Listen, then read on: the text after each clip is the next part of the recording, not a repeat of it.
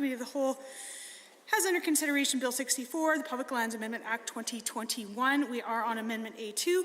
Just a reminder, there's 25 minutes remaining in this debate. Are there any members wishing to join debate on Amendment A2? The Honourable Member for Edmonton Goldbar. Thank you, Madam Chair. I'm pleased to rise and share a few comments on the amendment that we're considering here this evening. And if I'm correct, the amendment seeks to amend Section 5 of Bill 64 by striking the proposed clause I-1 and substituting the following: fees related to the use or occupation of public lands if that use or occupation is for a period not longer than 24 hours. Is that correct, Madam Chair? Is that... Sir, Honourable Member, I'm actually having a hard time hearing you. I'm not sure if you're speaking too softly or if the paper's in the microphone way, but what's the question? So I just want to confirm, Madam Chair, that you said that we're on Amendment A2, and that is the amendment related to Section 5, striking proposed clause I sub 1. Yes, that's correct. Yeah. Fees related to the use or occupation of public lands not less than 24 hours? Yes. Okay, thank you very much for confirming that. So, Madam Chair, I just want to give members of the legislature a little bit of history on the creation of this amendment, because the Bill 64 was introduced way back in April, and at that time the Minister of the Environment had not been fully transparent with the people of Alberta about the nature and the extent of the fees that he was intent on raising or creating in public lands or parks in Alberta. We had some indication in the budget documents that fees were going to increase. We noted, and I said in debate, at earlier stages of debate on this bill, that there were approximately $18 million of fee increases identified in the minister's budget when he introduced it on February 25th. And he provided a little bit of information about what was going to cause those. The budget document said that there were going to be various increases to campgrounds, and when we pressed him on that in estimates, he refused to provide any more detail. He did say at the time that he was going to implement a random camping fee, which is something that has now become much more clear as to how much those fees are going to be and where those will apply.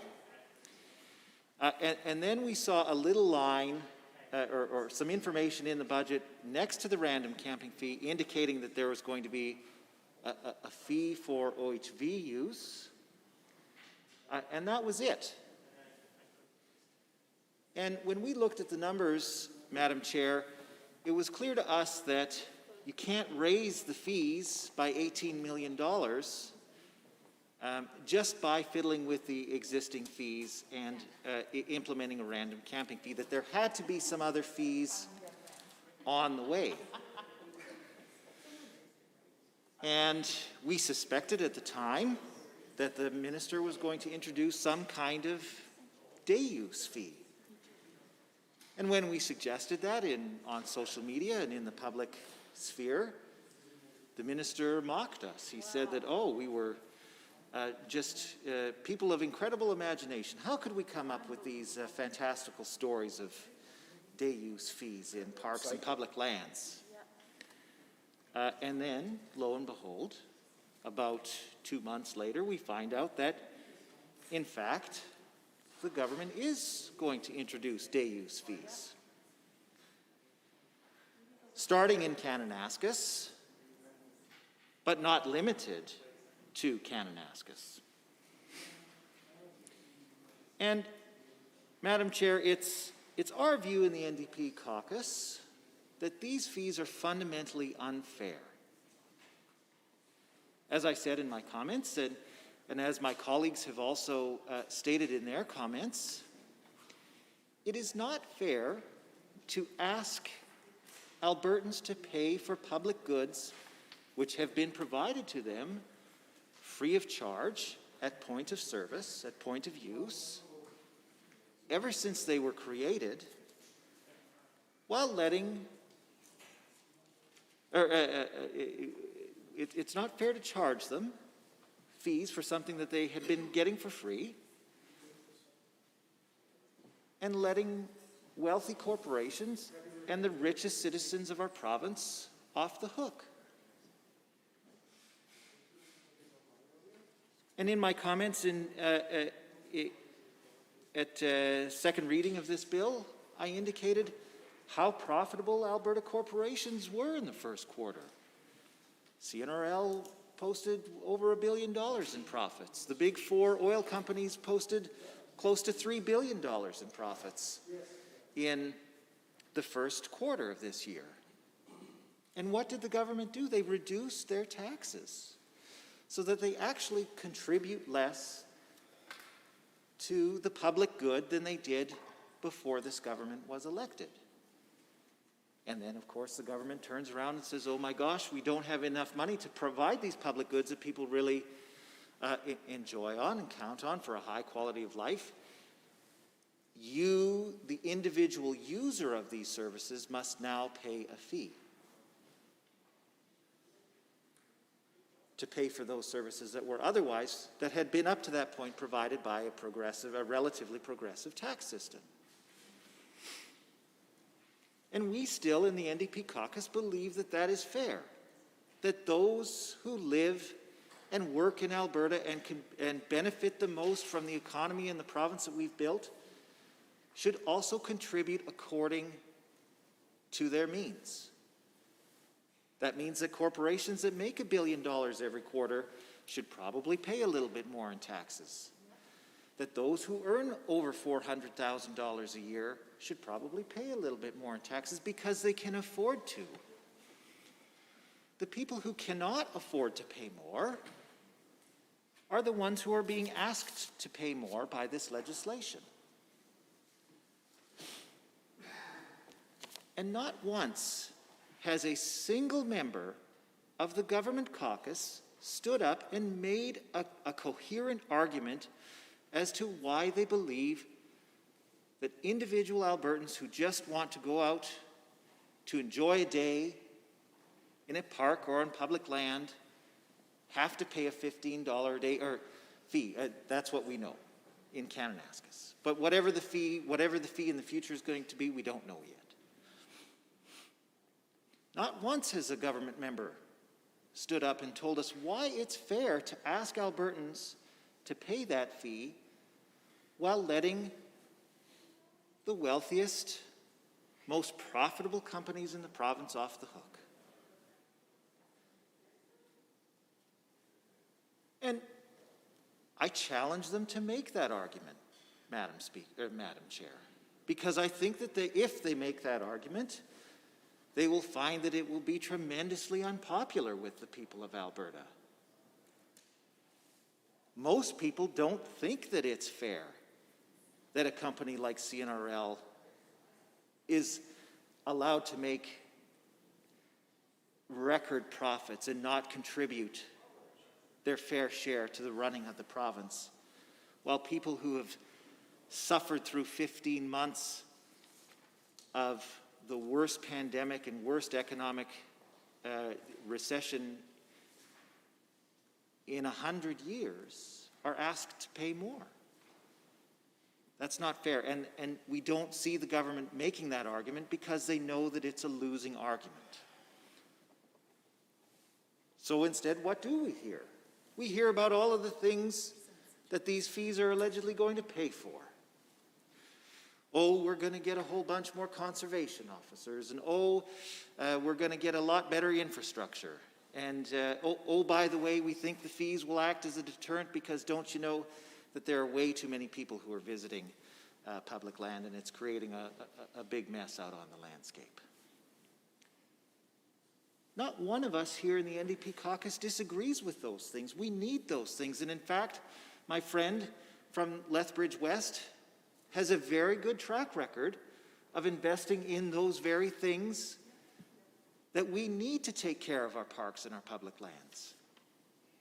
One need only scroll through her Twitter feed today where she talks about some of the significant multi-million-dollar investments that we made in increased enforcement, better infrastructure, better levels of service in parks and on public lands during her time in office. We believe that those things are needed and necessary.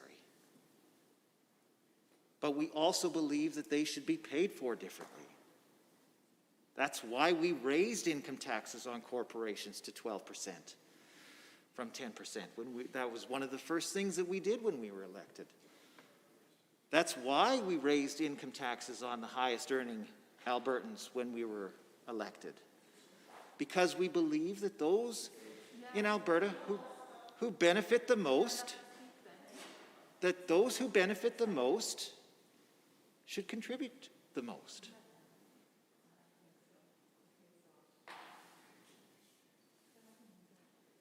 One of the frustrating things, Madam Speaker,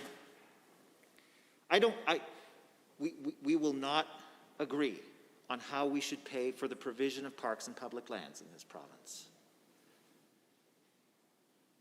And we won't see the government caucus members actually make an argument about how they propose to pay for it, because as we know, that will be incredibly unpopular with Albertans. So we will continue to see these bad faith arguments that they put forward regarding fees and how they're going to support a better provision of public services. But even then, this government has failed to do what they said they were going to do. As I said in my comments at second reading, they've raised fees and introduced new fees to the tune of $18 million in this budget year, according to their budget documents. But they're only turning around and they're only turning around and increasing the amount of money that they're spending on public lands management and parks management by $10 million. Where is the other $8 million going to go? We have yet to hear a single member of the government caucus stand up and tell us. I certainly asked the minister questions to that effect when we discussed the budget on March 15th, and he didn't have any answers. Perhaps the Minister of Finance or any of his colleagues on Executive Council would care to chime in tonight and let us know where this missing $8 million is from these increased fee revenues. But not only have we not heard any answers, Madam Chair, about where the money from the increase in fees is going, we actually see the government refusing to be accountable for that money. Earlier in the evening, or earlier in debate on this bill, we saw the government vote down an amendment that would require them to be transparent about how these fees were being spent.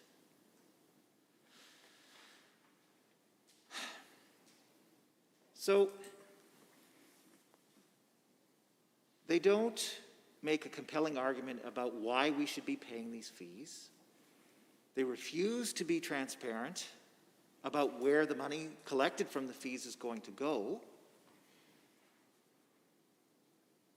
Those are two significant problems, and there are a whole host of other problems on the way the fees that the minister has so far announced have been collected that make the particular fee structure that the government is proposing incredibly unfair.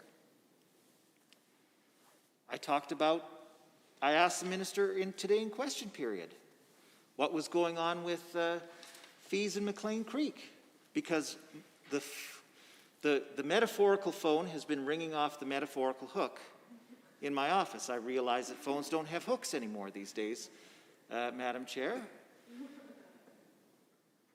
But if they did, it would be ringing off the hook, with people who are extremely upset that they're being asked to pay $15 a day to take a walk around Upper Kananaskis Lake and enjoy the fresh air, while somebody can go take their quad or their pickup truck, bury it right up to the roof in mud, set a camper on fire, and not pay a single dime. and I hear my friend from St. Albert expressing wonderment at the statement that people are setting campers on fire. It's well documented that that kind of behavior goes on quite regularly in McLean Creek. Bonfires so big that they can be seen by satellites in space, or they could be seen from the drones that the minister wanted to wanted to buy to patrol public lands. The Honourable Deputy Government House Leader. 23 HI&J, just continuing to use language that is inflammatory. You know, it was funny making a joke about seeing something from a satellite. It was funny to make the comment about the satellite having visibility of the fire, but, you know, making stuff up about drones and you know, casting dispersions like that. Now, don't get me wrong, this is the party that loves to peddle in fear and in the politics of personal destruction, but in this case, it's not a debatable point. There are no mythical drones that they're referring to, and I would ask the member to apologize. The Honourable Member for Edmonton Southwest. Thank you, Madam Chair. I appreciate that the Honourable Deputy Government House Leader here is a little bit offended, but I think certainly that this is a matter of debate, and certainly that, as he pointed out, many of these issues are under debate on the relevance, or sorry, not the relevance, but whether this program was to move forward or not, as well as he pointed out that some of this was being used comedically, and I think that certainly we've seen tonight that all of these things are aspects of the bill that we do need to enter and debate in fulsomeness, so I believe that this is simply a matter of debate and not a point of order. Members, I would tend to agree that this is a matter of debate. Just caution all members to stick to the points of the bill, in this case, the amendment A2. The Honourable Member for Edmonton-Goulbar, please proceed. Thank you, Madam Chair. The point that I was making was that there is an extreme amount of very destructive activity that goes on quite regularly in McLean Creek. And under the fee structure that the government has proposed, people are not yet going to be asked to pay any kind of fee to go in and partake in those activities.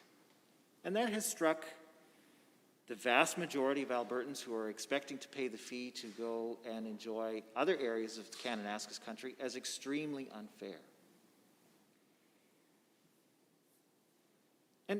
And because it's so unfair, and because there's so many problems with how this money is going to be accounted for, and because it's extremely unfair to set up a user fee system instead of paying for public services through a progressive tax system, I think the only solution to all of these problems, Madam Chair, is to just strike the use of a day fee altogether.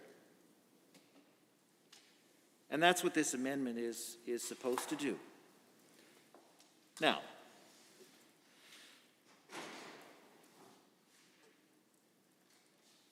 I could well anticipate that perhaps the Minister of Environment or his colleagues in the government caucus could stand up and say, well, it's only a $15 a day fee, it's only a $90 a year fee, it's perfectly affordable, right?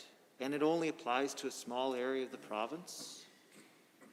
What's the big deal? Well, there are a couple of big deals, Madam Chair. First of all, I dispute the fact that this is something that average Albertans can afford.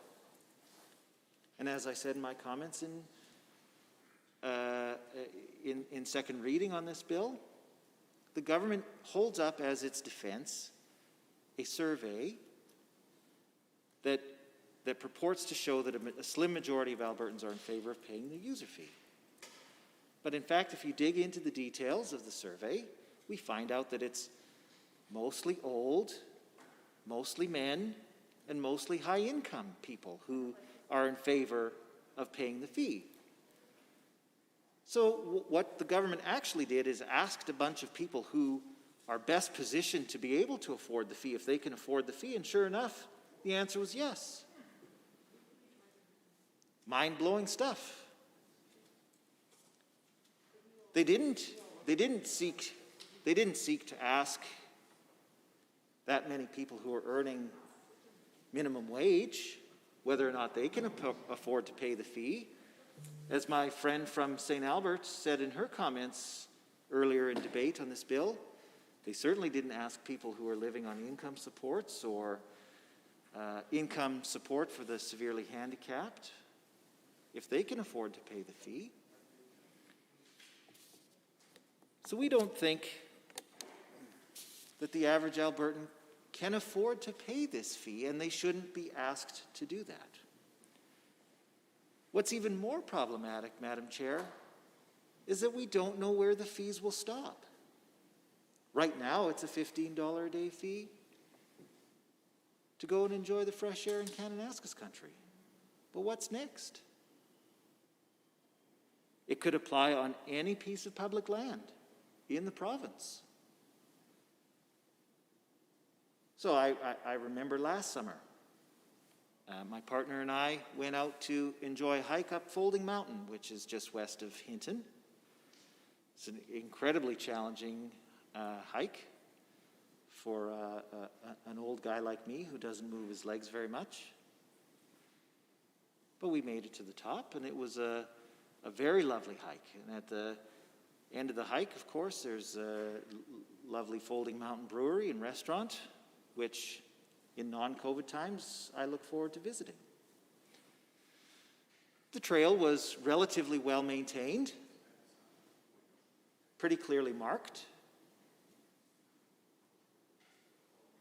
and all of that was 100% free. But what's it going to cost? Any other members wishing to join debate? There is 3 minutes remaining. The honourable member for Lethbridge West. Well, let me use my time then, Madam Chair, and thank you for the opportunity to read from some letters that I have received from constituents. You know, the government purports that they have this survey, some sort of doodle poll from their friends. I have heard from my constituents. Please table my letter. I'm camped at Lumbreck Falls, and I can't believe that our wild spaces could be in jeopardy. This is an opportunity to be out in nature and learn from it. That from Patricia Hales. One from Shelley Hoover. I'm strongly against the UCP's proposed changes. Yes, you may table my letter in the House if it assists in the fight. Albertans have to have access to outdoor spaces and natural areas. Rick Sparvier. Yes, you can table this letter and be sure to be mentioned. We do not support user fees also. Alan Martin, absolutely table this letter. Anything I can do to save our parks. Thank you, Shannon. Please forward my letter from Darcy Fleming. I think it's appalling what is taking place. Soon there'll be no places for those to enjoy the Alberta outdoors unless you have a pocket full of money. That's what I've heard from my constituents, Madam Chair, and from constituents across Alberta. With my time remaining, I'm going to read from a Baptist faith leader that I heard from recently. He has talked about he has seen many, many tough effects of the government's treatment of frontline workers, quote, having a government that would rather fight with them than empower them in their work. But then he goes on to say, my members are finding the place where they can worship or reflect under attack due to the removal of environmental protections of the eastern slopes of the Rocky Mountains. Madam Chair, this is the type of correspondence that I receive in my office from citizens across the city and across southern Alberta. People do not want to see these kinds of radical user fee changes introduced into our Parks and Protected Areas system. They do want to see thoughtful investments. They do want to see better investments in things like trails and staging areas for various recreational activities of various kinds. They want to see better wayfinding and so on for various motorized and non-motorized winter and summer activities. They want to see investment in Kananaskis after the explosion of activity in Kananaskis, Madam Chair. They don't want to see essentially what this government has done, which has been to either slow down or in many cases cut many of the investments that were planned under the South Saskatchewan Regional Plan implementation project. You know, the value of public land, you can see it if you drive west from Chain Lakes on Highway 533. On the north, you'll see the Kananaskis public land. To your south, you'll see the Blades Ranch Matt Blades is the guy suing the government over the coal policy. It is used recreationally, it's grazing area, it's also Kananaskis public land up to the north. Honourable Member, I hesitate to interrupt, but pursuant to Government Motion 81, I must now call the questions. On Amendment A2, as moved by the Honourable Member for Calgary-McCall, on behalf of the Honourable Member for Edmonton Gold Bar, all those in favour, please say aye. Any opposed, please say no. That amendment is defeated. On Bill 64, the Public Lands Amendment Act 2021, on the clauses of the bill, are you agreed? Any agreed? Any opposed? Carried. On title and preamble, are you agreed? Any opposed? Carried. Shall the bill be reported? Are you agreed? Any opposed? Carried. The Honourable Deputy Government House Leader. Madam Speaker, I move that the committee rise and report. Having heard the motion to rise and report on Bill 64, all those in favour, please say aye. Any opposed, please say no. So carried. There we go.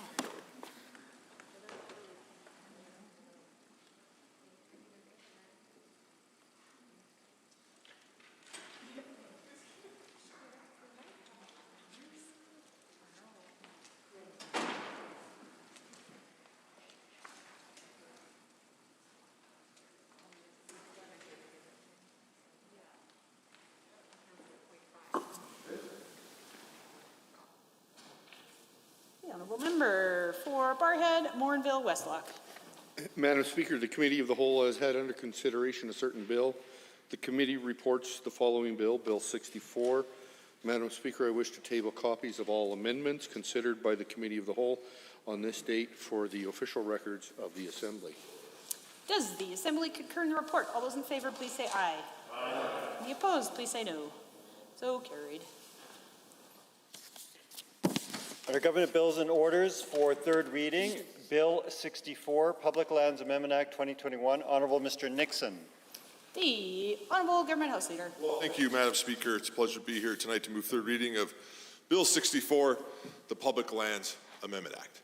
It's been interesting to listen to the debate in this chamber over the last few days about this important piece of legislation. I do appreciate the support of the House along the way to get it to third reading, and I do hope that it will enjoy the support of the chamber to pass third reading, hopefully later tonight, because it's urgent that we get this in place in the province. I do want to comment on a few things that I heard from the official opposition along the way when it came to the debate. It was shocking for me today to listen to the official opposition environment critic double down on the NDP's position on attacking people who choose to random camp or enjoy ATVs or off-highway vehicles appropriately in this province. Doubling down on defending his former government's position of attacking the communities that I represent and their way of life. Designing plans when they were in government that he has admitted in this chamber that he now supported to shut down their backyard without even talking to them. And in no way ever apologizing to this chamber for the fact that when they did that, they didn't even bother to talk to the 4 First Nation communities that call that place home. He didn't care about the Bighorn Nation. He didn't care about the O'Chies. He didn't care about the Sunchild. And he didn't care about the small boys camp. Yeah. Honourable Member for Edmonton South. Thank you, Madam Speaker. Under 23 HI and J, I think the Minister of Environment Parks here is obviously making allegations against a direct member, the environment critic here in the NDP caucus, and I think that the Honourable Minister should refrain from making such direct allegations and withdraw and apologise. Honourable Government House Leader. It's a matter of debate, clearly, Madam Speaker. But you know what? If it makes the honourable member having that pointed out feel offended, I will apologize for pointing it out like that. Instead, I will point out that his actions and his government's actions clearly showed that they did not care about those First Nation communities.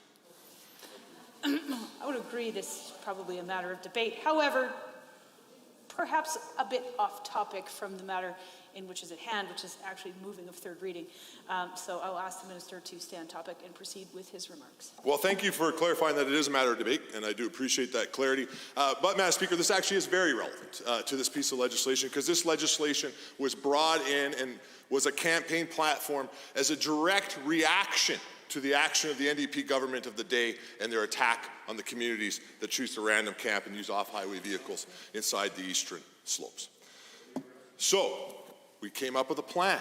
And again, I think the reason I think this is so important, Madam Speaker, is the NDP have sat inside this chamber acting during this debate like they were trying to protect access to the eastern slopes, when the legacy of their government was to shut the access to the eastern slopes. They did it in the Castle, they did it in the Porcupine and the Livingston, and they tried to do it in Clearwater County, Brazeau County, and Ponoka County, and Mountain View County. They failed because this government stopped them, something that we're very, very proud of. Now, when they did that, we had to come up with a plan, though, because we wanted to recognize that there were certain situations that were taking place west of Rocky Mountain House, for example, west of Sundre, where those communities are going to need help, places that I call home, where 100,000 people go camping on a long weekend. Those people who the member inside question period made fun of today, Mr. Speaker, in the way that they choose, Madam Speaker, in the way that they choose to recreate. Shame on him for that. But we had to come up with a plan to be able to address that. Now, unlike the NDP, we actually took some time to go talk to people that random camped. Maybe we've been random camping. The NDP think there's reservations for random camping, so clearly I don't even think they know what it is. But we spent some time talking to those organizations that represent those groups, as well as talking to those groups. We attended the town halls that were associated with the Bighorn plan that the NDP brought forward. Not one NDP MLA went to one of those town halls, but I went to all of them. And we had conversations with the community, and we recognized that three things needed to be dealt with in the eastern slopes, a place that I've called home my entire adult life. So these did not surprise me. First was that there needed to be increased enforcement inside that area.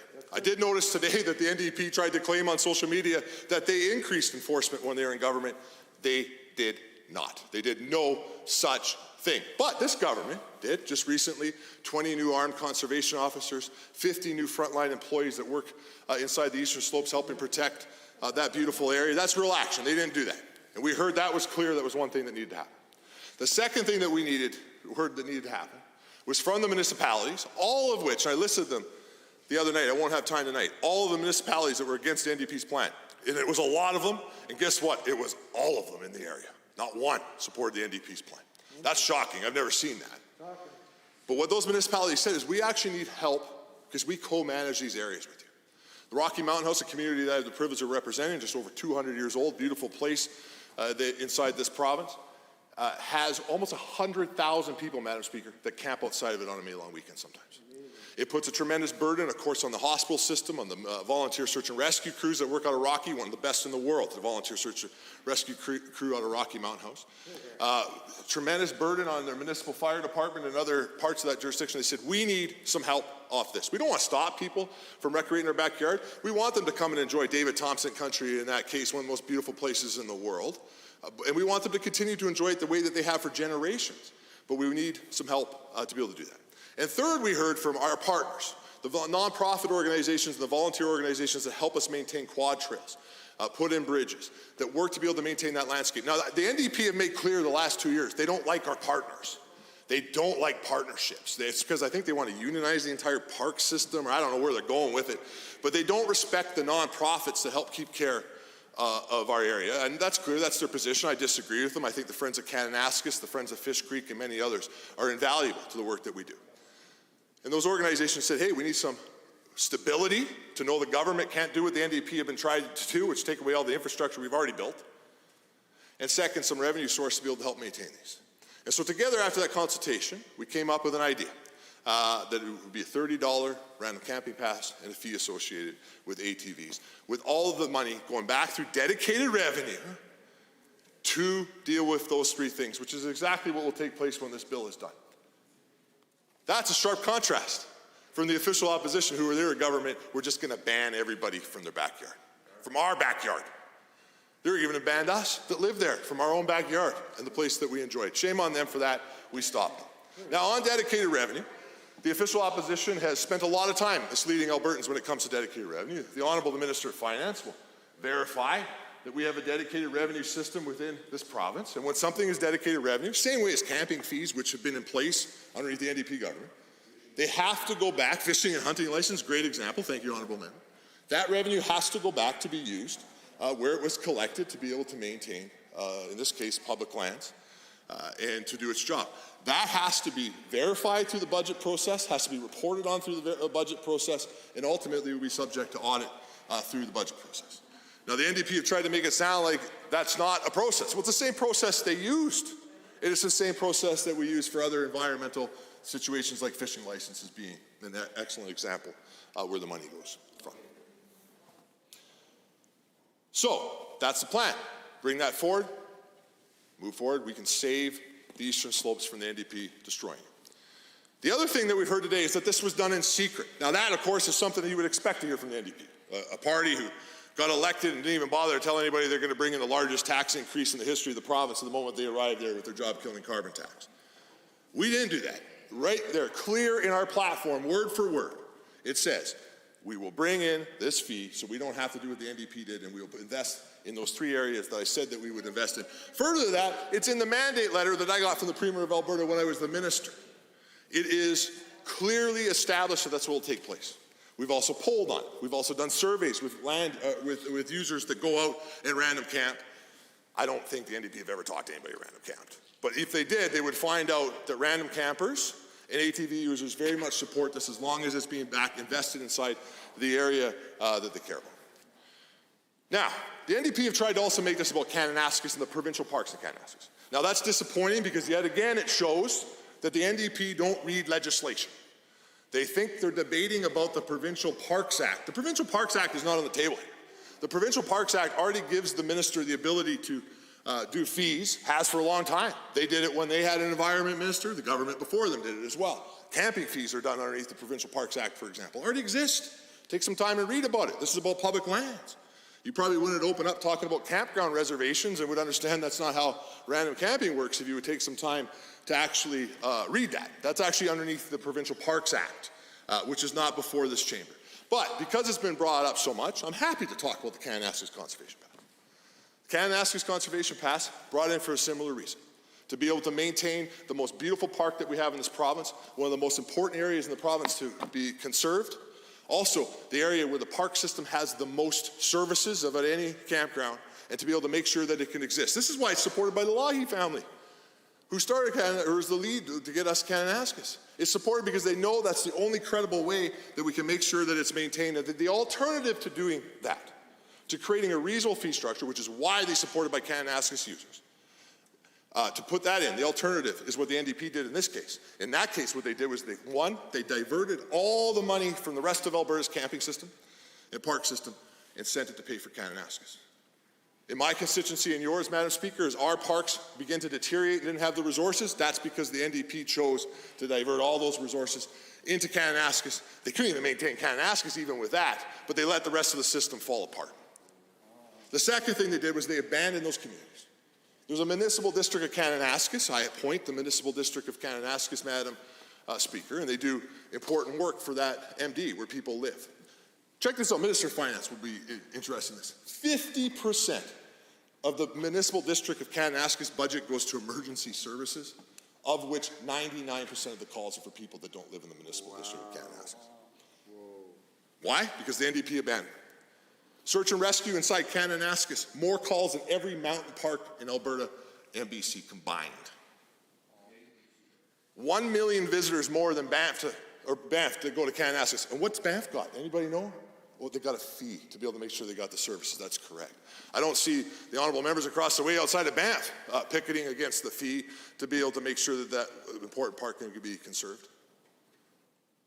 That's what they did. They abandoned that community, abandoned the search and rescue professionals, abandoned the officers, abandoned the Alberta Environment Park employees, and let Kananaskis be devastated in some cases. This will change it.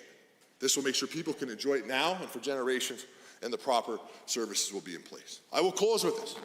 You heard it from the honourable member from Edmonton Gold Bar the other day. In this very place, speaking to this bill, he said he believes that we should increase taxes on job creators and make them pay for people's camping Heard it experience. again tonight.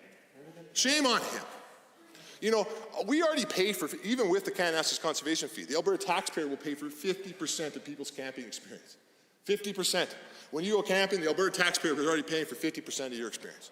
That's good. We have to keep care of lots of conservation issues, animal issues, I get it. But the reality is, Albertans are very comfortable with paying a modest fee to be able to go and do it. Does the honourable member want next that the government bring forward legislation to make it so you can go to Callaway Park for free? Maybe you should pay for my kids to be able to go to the zoo. It is a ridiculous argument from a party who has no other plan to be able to protect the eastern slopes. Their focus has always been on naming things and cutting ribbons and ignoring the very user groups that use the location. I actually will close with this. Albertans can rest assured that 1, we will keep our promises when it comes to the eastern slopes. 2, they can be happy that we did not follow the NDP lead and we kept the promise to stop the NDP from blocking them from their very own backyard. And shame on them for that. Rocky Mountain House and Sundre and those communities that were abused by the government of the day who lied the government of the day, Mr. Speaker, and said that there was criminal investigations into my constituents and that my constituents were so dangerous that they couldn't even come to the town halls. And then the RCMP came out and said that's not true. There was no investigations, nothing along those lines. That's how much disdain they have for the communities that I represent and the communities that use the eastern slopes. And today and throughout the debate, you've heard it again. They only want certain groups to be able to have access to their backyard. Yeah, remember from Edmonton Gold Bar in question period today. Brutal things he said about people that use ATVs. Terrible accusations about them destroying the environment and that all ATV users are somehow bad and should not be allowed to be able to access the backcountry. Apparently they burned campers. Wow, burn campers. I didn't hear him say that, but that's shocking if somebody would say that. And that people that random camp have to be, and they've said it, have to be taken from their random camping areas that have been used for generations and brought to special government designated areas that are approved by the government and they can't use any other area that they've accessed. This is how you see problems like down inside the Castle Provincial Park right now, the Wildland Provincial Park, where guys can't even get to their elk after they harvest them no more because they shut down all access, and by the time they get back there to get the other half of the elk, the grizzly bears have already eaten it. It's because they don't have a clue what takes place in the eastern slopes. But the point is, they have a disdain for the people. The 100,000 people camped west of my communities this past long weekend, the NDP don't like them. They've been clear. Their main goal and the reason that they object to this legislation is because this legislation paves the way to create sustainable funding for those groups to be able to recreate the way that they like, protect the environment, and to be able to keep going and make sure that future generations will be able to do the same thing. They don't want that to happen. They've admitted it over and over in this chamber. That's why they're against it. Against it. Over and over. Well, people don't have to worry about this no more because it's going to be fixed after tonight when we pass this legislation, Mr. Speaker, and there's going to be a sustainable spot, and the NDP's grand secret plan to ban everybody from the eastern slopes will finally come to an end and a promise will be kept. There's actually one more thing I do want to bring up now that I think about it. It's been unfortunate to watch the NDP misrepresent another serious fact. They've stood in this chamber over and over throughout this debate. And I want you to think about this, Mr. Speaker, because this is quite shocking. They stood inside this chamber while debating a bill that is clearly about public lands and clearly about bringing in fees on public lands. And then have stood up and talked about a fee inside a provincial park, which is not part of the bill. And then had the nerve to imply, while debating this bill, that random campers who they don't like and ATVers who they don't like and they want to ban from the area don't have to pay a fee. Mr. Speaker, it's crazy that an official opposition and a member of the legislature would have the nerve to stand up while debating the very bill that will bring in a fee for random campers and ATV users and say they don't have to pay a fee, but the people of Kananaskis are the only ones who have to pay a fee. Well, Mr. Speaker, with our system, all areas will pay a modest fee when they go and recreate, and we'll be able to make sure that it's protected. So, Mr. Speaker, with that said, I want to just say one other thing, because I have a few minutes left. When I announced the Kananaskis Conservation Pass, there was a garbage truck driving by, and it stopped and watched. He came out, the driver, and watched the press conference. I thought at first it was just because of the noise from the truck, he was trying to be courteous. He probably was, and he listened to the press conference. The next day I heard from my staff that Mr. Chad Warkin had emailed to say, hey, I want to thank the minister and I want to thank the government for finally taking action and pointing out where the official opposition had failed when they were government and finally taking action for it. I will say this. I will close with what he said. As a citizen that works out in Kananaskis, Banff, and Canmore, all the way up into Sheep River to Longview every day, all day, I see what goes on. I've seen helicopter rescues. I've seen emergencies. I've seen the damage that people do on the land, and it makes me upset. People criticize fees, but maybe they might show more respect for the land and realize what this fee actually is going towards. Mr. Speaker, to Chad and to the others who care about Kananaskis, the government's here to actually stand with Kananaskis. We won't do what the former government did and abandon our most beautiful park. We'll make sure that it's here now and here for future generations and that it will be a sustainable system. And for sure, our friends that choose to random camp and enjoy the eastern slopes in another way, we will always stand against the NDP's efforts to shut you out of your own backyard. You have our word on that, Mr. Speaker, and when we pass this legislation tonight, that will pave the way to make sure that can continue to happen. Sure. Honourable members, are there others wishing to join in the debate? The Honourable Member for Edmonton Gold Bar. Thank you. Thank you, Mr. Speaker. And I'm pleased to rise and offer a few comments on Bill 64 at third reading. It's extremely exhausting to listen to the speech that the Minister of the Environment just made. Because he continues to build straw man arguments, falsely represent the things that we say, create alternate histories, I guess, of our management of the park system. And at the end of all of that, Mr. Speaker, he then asks Albertans to believe him, to trust him, that the eastern slopes are in good hands because he's now in charge.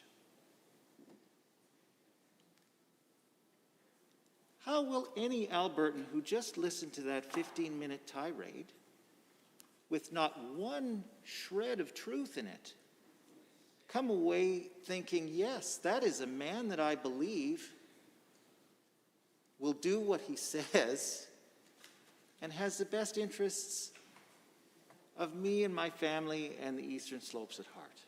There isn't one, Mr. Speaker, who actually thinks that the Minister of the Environment or any of his colleagues in the government caucus have one shred of credibility left when they say that they are intent on preserving our natural legacy, our natural heritage for current and future generations of Albertans.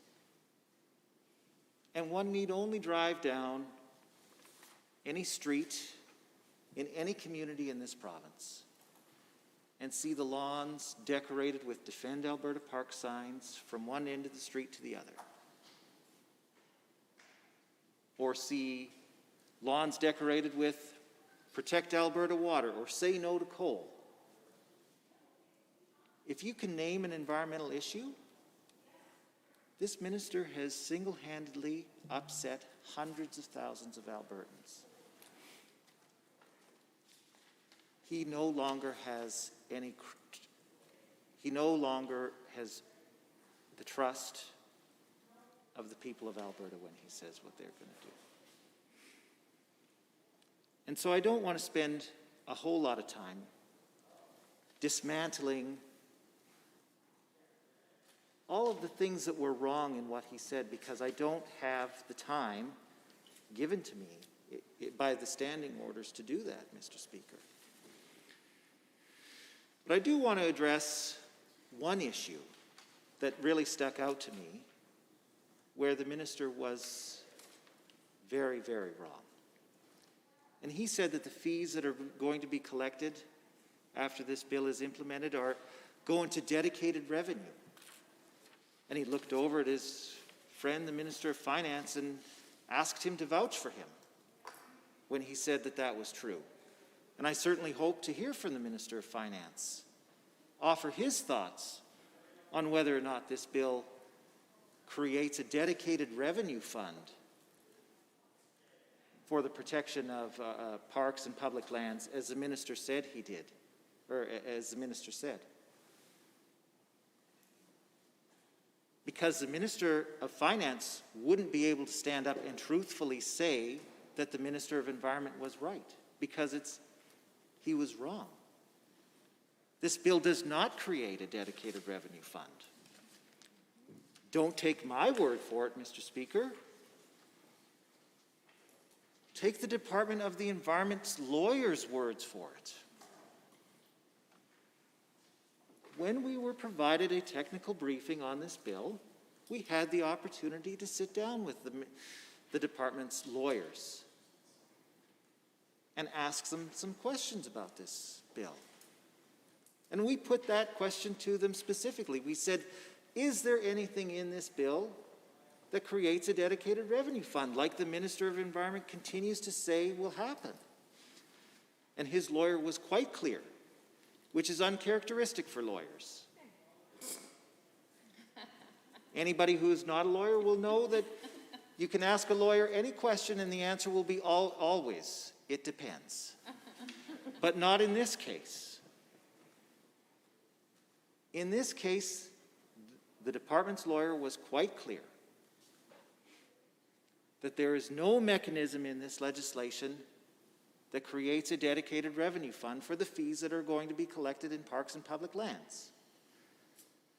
And in fact, he went on to say that it was theoretically possible to create such a dedicated revenue fund, but that the legal instruments were quite complicated and that the government wasn't interested in pursuing the use of those legal instruments in this case.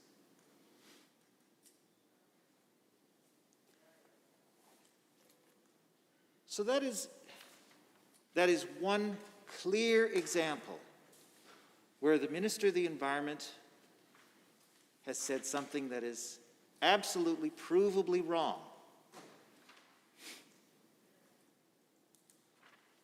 And I'm sure that departmental lawyers in the Department of the Environment are pulling their hair out when they hear the minister stand up and say these things, because those department lawyers know that what the minister said is not true.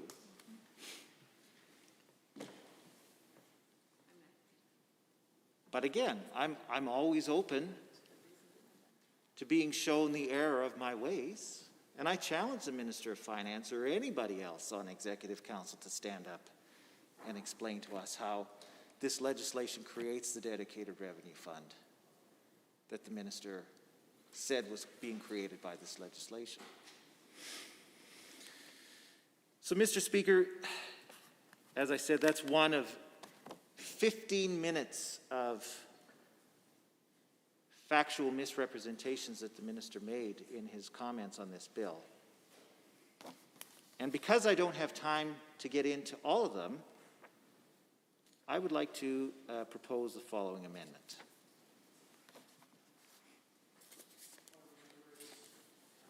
It's okay, go, please proceed. If you just want to ensure that I get a copy, we'll get the table a copy, and then I'll ask you to proceed.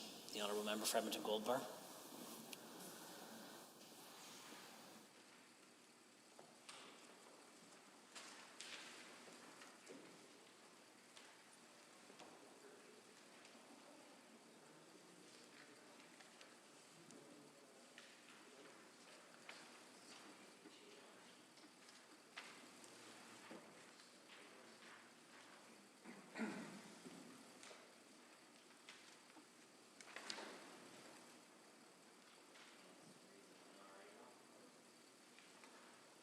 Honourable members, this amendment will be referred to as Amendment RA1. The member for Edmonton Goldbar has 12 minutes and 53 seconds remaining.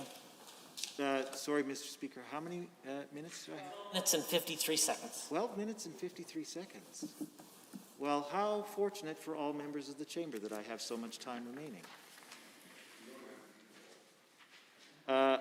I hate to disappoint the member from Barrhead, Westlock, Athabasca, but I will use it all. But I propose to move that the motion for third reading of Bill 64, Public Lands Amendment Act 2021, be amended by deleting all of the words after that and substituting the following.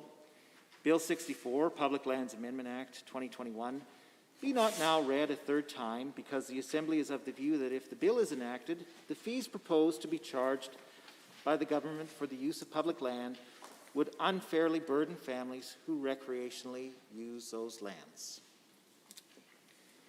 So, as I said, Mr. Speaker, there are a whole host of terrible arguments that the Minister of the Environment and his colleagues in the Government Caucus are making to support the creation of these fees on public lands. And I mentioned already the factual misrepresentations that he made when he said that this money was going to be used as dedicated revenue. It is not. And not only that, Mr. Speaker, the minister also claimed that we apparently have clear line of sight as to where the money is going to go if we just look at the budget, but as I've raised time and again, and all of my colleagues have as well, we don't have clear line of sight. And it was apparent to me that, well, maybe it wasn't apparent, I don't know. The minister said that he was listening to debate, although given the other things he said, I don't believe that either. I don't believe that he listened to a minute more of debate than he had to. But he said that it was wrong that all of this money wasn't going to be reinvested into protecting parks and public lands, that all we had to do was look at the budget. And I've repeatedly raised the issue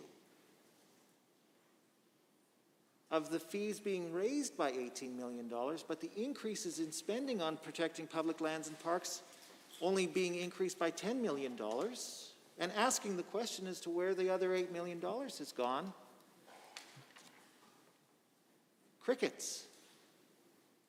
The minister didn't address that question at all. He was too busy making bad faith arguments, mischaracterizing my colleagues here in the NDP opposition, misrepresenting our record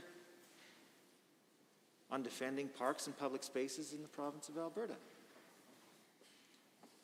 That is an important question that we have yet to hear an answer for, and that's one of the reasons that we don't think that this bill should now be read a third time.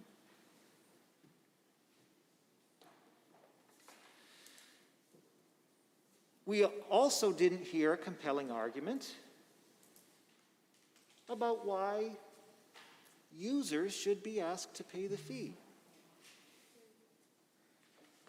Now, the minister in his comments talked about the concerns that he's heard from his constituents about the damage that is going on in the landscape because of the increased use and frequency of camping and other recreational activities that happen on public lands. And he alleges that he consulted with a bunch of user groups and municipalities, although given his track record on telling the truth, I don't even believe that to be true. But he said that those things, that when he conducted those conversations, that everybody came up with the idea of having a user fee. But what he didn't say, and what has never been clearly articulated by the government, is the question that he asked when he went to talk to them, because that's the important thing. Because the way you phrase a question determines the way that people will answer it.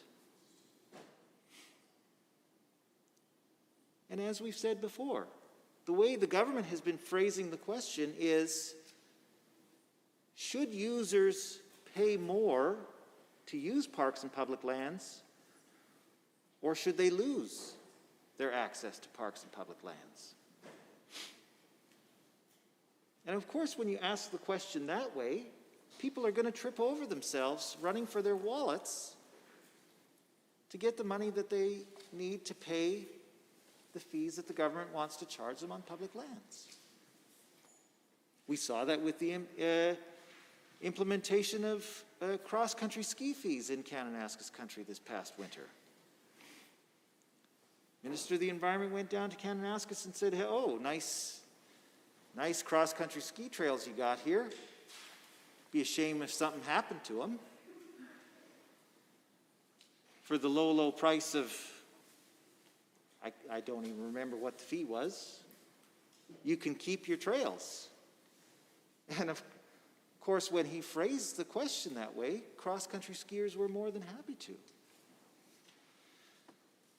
But when we propose paying for public goods through a progressive taxation system, the government repeatedly makes attempts to make ridiculous arguments against that. We heard the minister say how damaging that would be for our job creators if CNRL were asked to pay a few extra dollars on the $1.3 billion that they earned in this first quarter.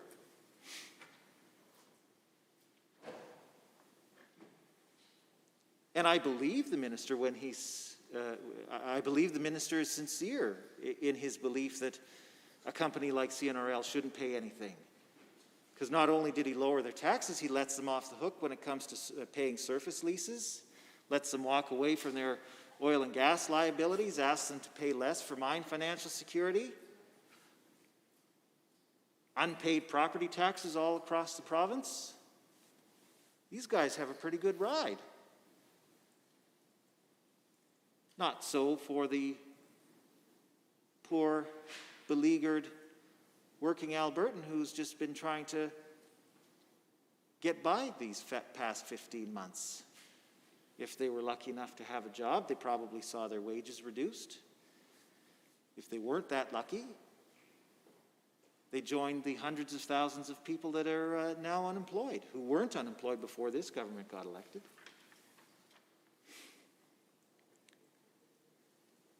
But the minister stands up and says, well, would you ask CNRL to pay for my kids to go to the zoo?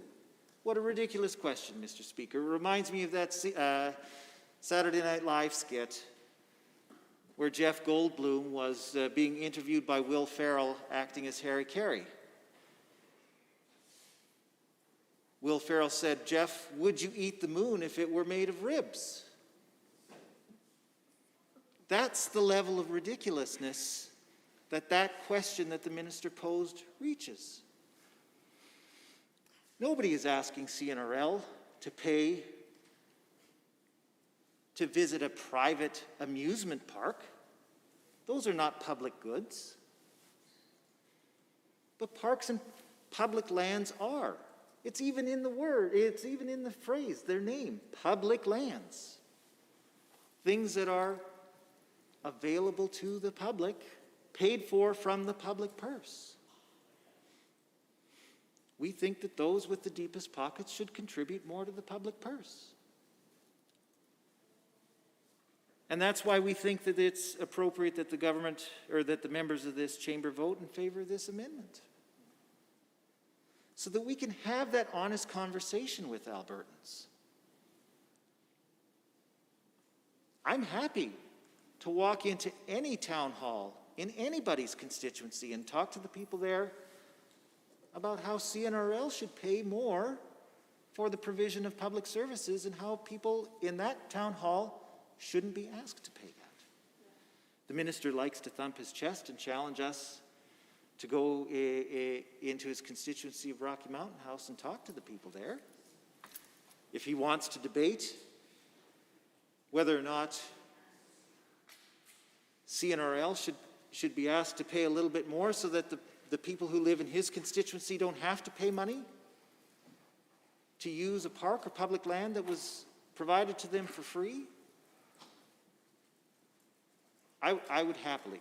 I would even drive with the minister in the same vehicle if public health restrictions allowed it to go and have that debate. Because I'm sure the drive back with him would be a pretty quiet one. And I enjoy the minister most when he's quiet, Mr. Speaker. They know that that's a losing argument. And that's why they don't want to make it. So, we also want to talk to Albertans about what the full extent of the fees that this government intends to impose are going to be. The minister made up stories about my opinions on off-highway vehicle users earlier in his comments. What he didn't say is that in his own budget, he is promising to implement a fee, but we don't yet know how much that's going to be, or who is going to be asked to pay for it, or where. We also don't know what other fees the minister has in mind. Because it's a day-use fee now in Kananaskis. It's a random camping fee now in the Eastern Slopes. What's it going to be next year? What fees are the government members going to put in their budget in the spring of 2023 that they hope to run an election on? My advice to them is that they should be upfront with Albertans and release the full details now. Don't wait. That's why we shouldn't pass this piece of legislation, because we don't know yet what we're buying into. And the minister and his colleagues on Executive Council have repeatedly failed to answer that question. What is the full extent of the fees that the people of Alberta are going to have to pay? So, Mr. Speaker, in summary, there are a whole host of problems with the concept of charging people user fees to access public lands, as well as the structure of the fees that the minister has created. And for those reasons, because these problems are so deep and will require so much work to solve, I don't think that it's prudent that we pass this piece of legislation at this time. Give the minister the opportunity to go back, do his homework, and we can consider it then. So I urge all members to vote in favor of this amendment. Thank you. Honourable members, on amendment RA1, are there others? The honourable member for Edmonton Riverview. Well, thank you, Mr. Speaker. It's my pleasure to join the debate on RA1, which of course is substituting in Bill 64, Public Lands Amendment Act 2021, be not read a third time because the Assembly is of the view that if the bill is enacted, the fees proposed to be charged by the government for the use of public land would unfairly burden families who recreationally use those lands. So I'd like to speak very much in favor of this bill, and I've earlier in debate on this same bill, I discussed how odd, really, is the timing of this government. You know, it is a very difficult time in Alberta. Albertans normally are able to, travel and have freedom of access to many things, and of course that is not true at all in Alberta currently, because we are following the orders of the Chief Medical Officer of Health. Certainly we here in the NDP caucus are. We know that members of the UCP caucus have not followed those same orders, but the vast majority of Albertans have. And so therefore they are staying home. They're staying home in Alberta. And we want to encourage that. We want to make sure that Albertans have access to our public lands. And so it's kind of, just sort of mind-boggling to me, Mr. Speaker, that this would be the time when we are going to impose a fee on users of public lands when actually it's, you're sort of kicking someone when they're down. It's a pretty tough time for Albertans. And I have a quote here from the Minister of Environment and Parks that he shared in estimates earlier this year. And he says, depending on user access and what the numbers are, the Alberta government will continue to look at user fees, including new user fees that I haven't identified today. So it's really a free-for-all. Like, we're going to, whatever the minister decides. And he's made it very clear in formal estimates. This is a quote from his remarks, and it's captured by Hansard. So just very cavalierly, when Albertans are, experiencing, record high job losses, all sorts of chaos in their lives because of closures of businesses, school closures, all these things. The Minister of Environment and Parks thinks it's the time to impose user fees on Alberta families. And so that's why I'm speaking in favor of this amendment, because I think that is not the time to be doing that. And it is really, it makes no sense at all. It's not fair to Albertans. It's not fair to Alberta families. And certainly we know that so many Albertans are suffering. And, for example, we know that our long-term unemployment rate, so it's not like people have, money in spades right now. Many have lost their jobs. And the long-term unemployment rate, which is when you've been out of work for more than a year, is at record high levels. It's the highest in the country at 3%. And the chief economist at Business Council of Alberta says this is a huge red flag. Says this is astronomically high, the largest in the country, not just because of the pandemic, but also uncertainty in the energy sector, which really, this UCP government hasn't done anything to really make any better while they've been in office here. Despite their, protestations throughout the campaign to get themselves elected, there's been no magic. They haven't been able to create jobs. In fact, they've lost jobs. One of the first things they did was 50,000 jobs, even before the pandemic, were lost. So these are Albertans who have lost their jobs because of factors that are far beyond their own abilities to control. We can't individually control a pandemic.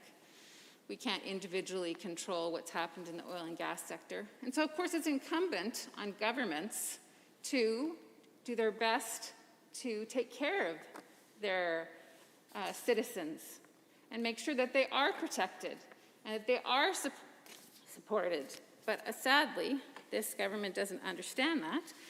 And so, let's just kick someone when they're down. And so let's just impose these fees. And hey, we're not even going to put a limit on what those fees are. And very cavalierly, the minister himself says, it depends. I might just want to put more fees when I so choose. And just to echo some of the comments that the honourable member from Gold Bar made previous to me, sitting in this chamber, it is disturbing to hear a lot of the rhetoric from that member and how he likes to tell us what we think, what we do, that has nothing to do based in reality and is full of untruths. It's insulting. And he should be embarrassed, really. It's quite disturbing. And when he was talking, it reminded me of another bombastic expression that the UCP used when we were in government. And one of them was that we were actually going to outlaw 4-H.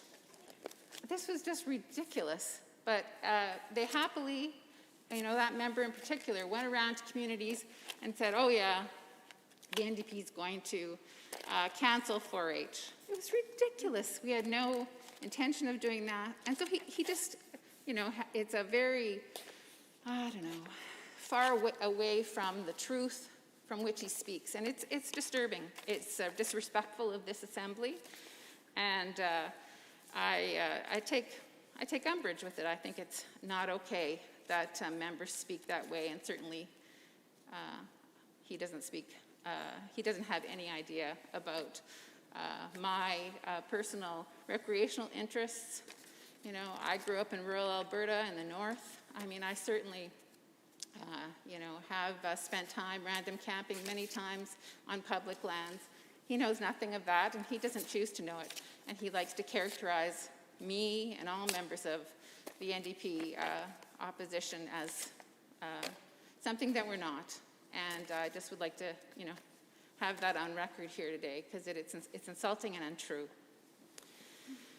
So it's beyond, the affront to myself personally, really the affront to Albertans that this minister is putting forward by, as I said, having these unlimited fees. Who knows what exactly he's going to propose or implement at a time when Albertans are already in a pretty tough spot. As I've talked about before, the long-term unemployment rate is the highest it's ever been since actually stats started to be kept on that back in 1982. And we know that Edmonton in April, our unemployment was 10.5%, and Calgary 9.3%. And Alberta has the highest unemployment in the country, superseded only by Newfoundland and Labrador. So we're hurting here in this province. And, imposing user fees that, seem to be without limit is not a good decision.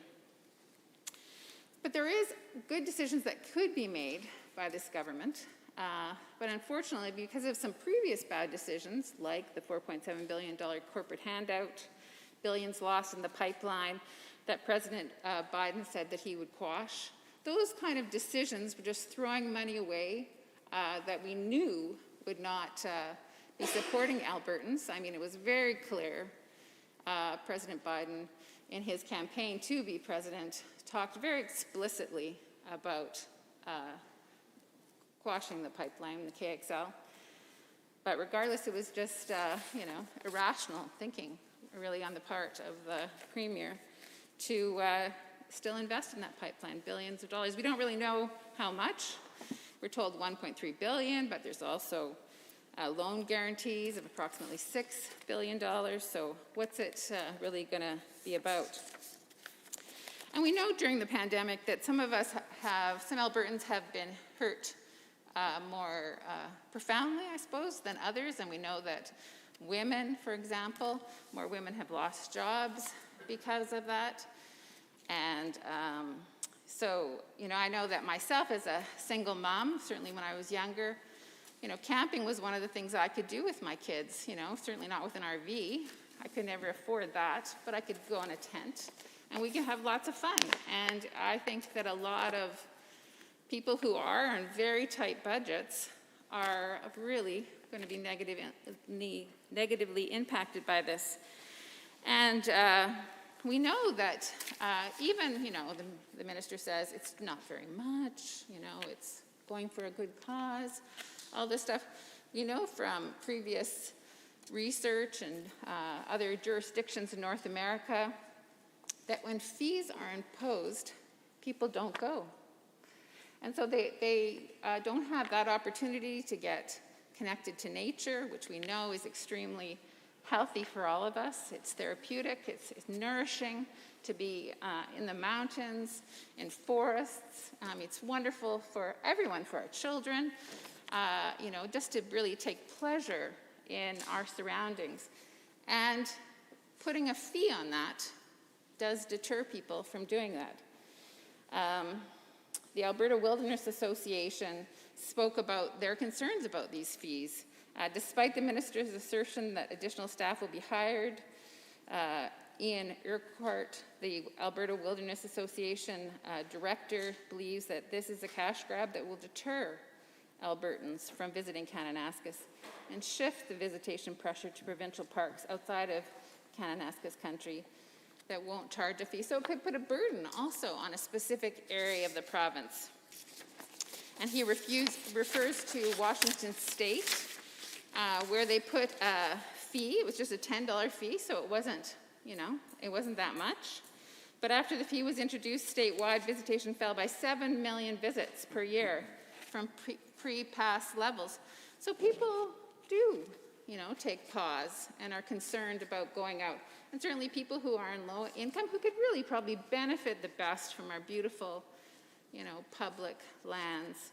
So, the director goes on to say the evidence suggests that vehicle fees deter people from visiting parks, and by not applying this bad idea to all provincial parks, the Kananaskis fee will likely shift visitation pressures to other parks in the region. So, certainly this is someone who's an authority on the parks in Alberta, and certainly he is not supportive of the fees.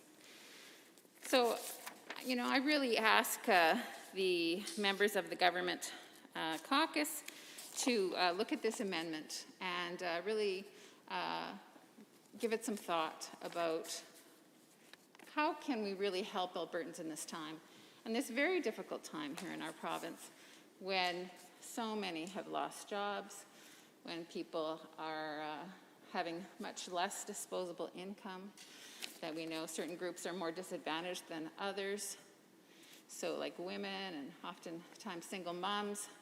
We should be encouraging this travel within our province, and that is one of the things that we proposed as the official opposition. We proposed a travel pass, and this is something the government should really think about. We encourage Albertans to travel within the province, and it would be a one-time rebate of 20% off travel costs up to $1,000. And it could be put towards accommodation, food, drinks, museums, recreation. And, certainly it would be the ultimate staycation, and it would encourage people, instead of having these fees by this bill imposed, that deters people from wanting to go out to these areas. Before COVID, we know that Albertans spent $7 billion outside of Alberta on their vacation. What if we could help them spend that right here in the province, help all those small businesses that really need the support after, 15 months more, really, of this COVID shutdown and all the challenges, because their businesses haven't been able to thrive due to, very important health restrictions, so that we all can be safe and healthy, and that we stop the spread of COVID-19, of course. But there's been a cost, of course, but if the government could, be visionary and think about ways of bringing money back into Alberta and supporting small business. Honourable members, Standing Order 29-2A is available. If anyone has a brief question or comment, the Honourable Member for Edmonton Highlands, Norwood. Thank you, Mr. Speaker. One of the things, there are a lot of really powerful comments in my colleague from Edmonton Riverview's remarks, and one of the things that really struck me was just her example of, for her as a younger single mother years ago, camping was one of the few activities that was accessible to her and to her family. And we've heard it multiple times, so at least on our side of the legislature. We've yet to hear from too many government members on this at all, which is unfortunate, because we've asked a lot of really important questions. My colleague from Edmonton Gold Bar has raised a number of really pertinent points, and to date, all we've really heard is a bit of a rant from the Environment Minister. So, I would love to hear from some other government members who might be able to talk about some of the points we've raised, including the point made by my colleague that this is an example of this government continually making life harder for Albertans, for the very people we are sent here to serve. And they might say that these are minor fees, right? And that they're not a burden on Albertans. Well, that's easy for it's easy for for politicians with a lot of privilege to say. You know, talk to that single parent. My colleague has been there. I know others in our caucus have been there too, struggling to make ends meet. And to take away something that's just so important to so many Albertans and sort of levels the playing field is quite disheartening. And I think it's also important to just mention, you know, we're coming out. Hopefully, we're coming out of a global pandemic here, and you know, being outdoors has been something that's been so helpful to a lot of Albertans. Listen, I can tell you personally, mental health-wise, had I not had walks outdoors throughout the last year, it's been my, like, listen, full disclosure here, haven't had much of a social life, not gonna lie, but the one aspect of a social life that I have had is getting outdoors with a friend for a walk. I'm not going out of town because I'm obviously been avoiding non-essential travel, but strolling over to Dawson Park in my riding and petting all the good dogs, right? Again, bringing this back to the bill, it's about being outdoors, and it's about experiencing that. It's about something that's free and accessible, right? Again, Dawson Park doesn't apply when we're talking about Bill 64, but for me, that's been a lifesaver. It's been the one thing that I can do easily. I can access it with no cost, right? And a whole lot of other families I've seen in parks throughout. Well, mostly I try to stay within Highlands, Norwood when I go to parks, but a lot of families. And it's similar for camping and for random camping and for folks accessing our provincial parks. And so I thank my colleague from Edmonton Riverview for bringing up that point. And I also think, I know my colleague from St. Albert had mentioned just the accessibility piece as well from another perspective. And I mean, we can tie this back to the Premier's comments when it came to the de-indexing of AISH. What did he say? What did he say in this House? It's not that onerous, right? It's not that onerous. Try living on, what is it, $1,588? Yeah, just under $1,600 a month. Try living on that. My colleague from St. Albert did, and she admits full well that it was next to impossible. And she very much clarified at the beginning of that exercise that she has a whole heck of a lot of privilege, and she has a whole heck of a lot of supports in place that many people on AISH don't, right? And so I just see it as a pattern from this government, a continued pattern of adding burdens to Albertans unnecessarily and denying them the opportunities that they deserve. Thank you.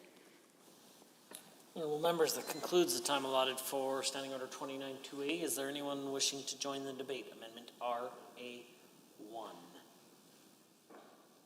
Seeing none, I am prepared to call a question. Honourable members, on Amendment RA1, all those in favour of the motion, please say aye. Aye. Any opposed, please say no. No. In my opinion, the noes have it. That motion is carried and so ordered, and a division has been called. Call in the members.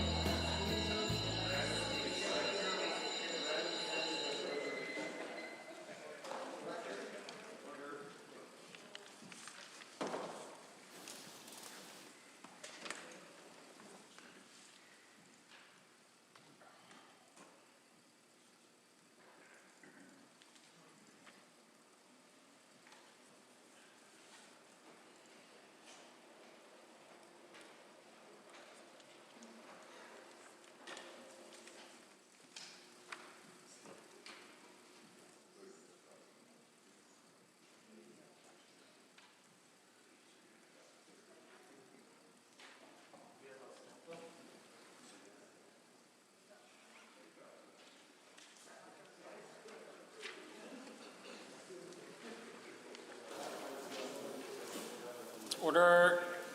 Order, honorable members. A division has been called on Amendment RA1 to third reading of Bill 64, the Public Lands Act 2021.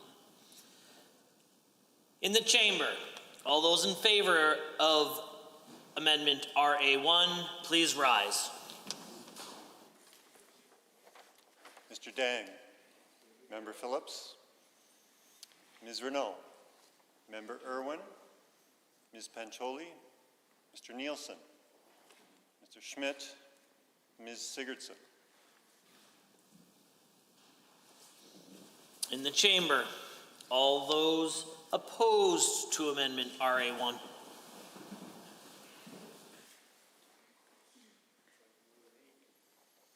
The Honorable Mr. Copping, the Honorable Mr. Nixon, Mr. Nixon, the Honorable Mr. Taves, the Honorable Mr. Dreeshen, Mr. Jones, Mr. Amory, the Honorable Mr. Nicolaitis, Mr. Newdorf, the Honorable Ms. Schultz, Ms. Furr, Mr. Long, the Honorable Mrs. Ahir, the Honorable Mrs. Savage, Ms. Isaac, Mr. Horner, Mrs. Allard, the Honorable Mr. Nally, Mr. Tour, Mr. Sigurdsson, Mr. Yassin, Mr. Smith, Mr. Van Dyken, Ms. Lovely, Mr. Hanson, the Honorable Mr. Panda, and Mr. Rain.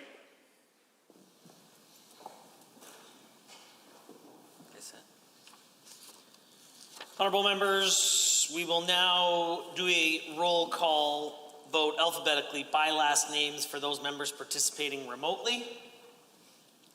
It is important that when your name is called, you unmute your mic, state your vote loud and clearly for or against the amendment. Once you finish voting, please remute your mic and ensure that all of your camera remains on for the duration of the division, the table. Mr. Scow. Opposed. Mr. Singh. Against. Mr. Steffen. Against. Mr. Turton. Against. Mr. Walker. Against. Mr. Williams. Against. Mr. Yao. No.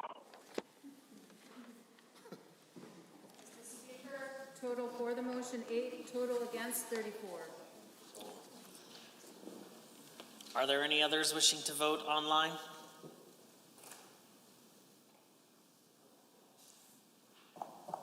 That motion is defeated.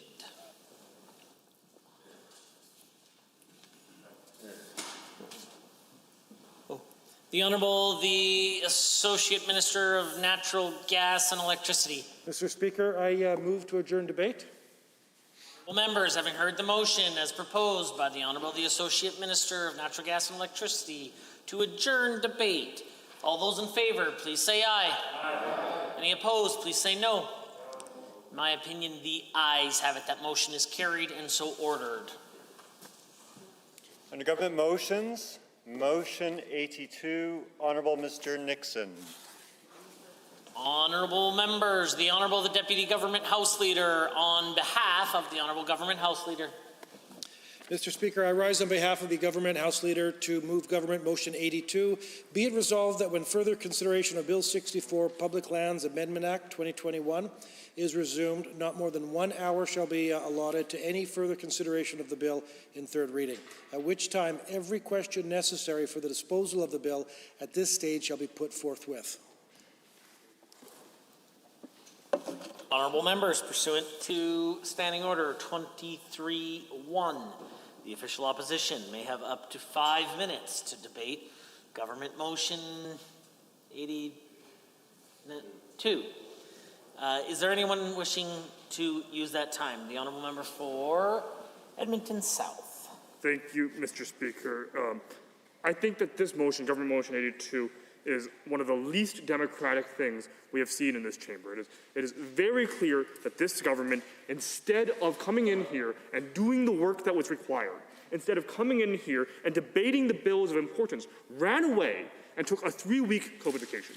After only a year ago, this premier actually said and applauded how during the World Wars, the House of Commons in the United Kingdom continued to sit. And yet here we are today, that because this government refused to come here and do their jobs, refused to come here and sit in this place and debate urgent and pressing legislation like paid sick leave that would have protected Albertans, ran away and hid across this province, Mr. Speaker. And now today, this government has decided that this bill, Bill 64, something which makes access to our backyard for every single Albertan, access to every single Albertan's public lands harder, more difficult, and less equitable, is now deciding to ram through this legislation and allowing only a single hour to remain in debate in third reading here, Mr. Speaker. It is simply shocking, the hypocrisy and anti-democratic nature of the pattern that this government is taking forward. Mr. Speaker, it's very clear to me, and I think very clear to Albertans and members of this place, that this measure was simply unnecessary. If this government had decided to show up, if this government had decided to do what was necessary, and if this government had done what every single essential worker across this province did for the last 3 weeks, which was show up to work, then we wouldn't be in this situation. Instead, we would be able to give Bill 64 the debate it deserves. Instead, we'd be able to give Bill 64 the proper engagement that it deserves and discuss issues like why equitability of access to our public lands is so important. Discuss issues like why having why the funds that are being raised through this do not adequately cover off the funds that are being cut to public parks. Right? So when we're talking about these issues, there is so much in details that we haven't been able to discuss. There is so much in terms of impacts on Albertans that we haven't been able to discuss. There's so much that we haven't seen in terms of why does this government continue to attack our eastern slopes? Why does this government continue to make it less affordable and harder for Albertans to access the public lands that they have the right to access, and instead decide to sell off lands to coal companies, instead decide to try and delist and deregulate Alberta parks? Why does the government continue to take these measures? And Mr. Speaker, these are all things that we could have had the proper time to debate. These are all things that we could have had the proper opportunity to debate in this place, because we had 3 weeks of this government deciding to hide and run away from accountability, instead focus a full day on their internal leadership troubles, instead of focusing on the issues that mattered to Albertans, such as why don't we have paid sick leave, such as why in this bill is it becoming more and more difficult for Albertans to access our public lands in the middle of a pandemic where being indoors is one of the most dangerous things you can do.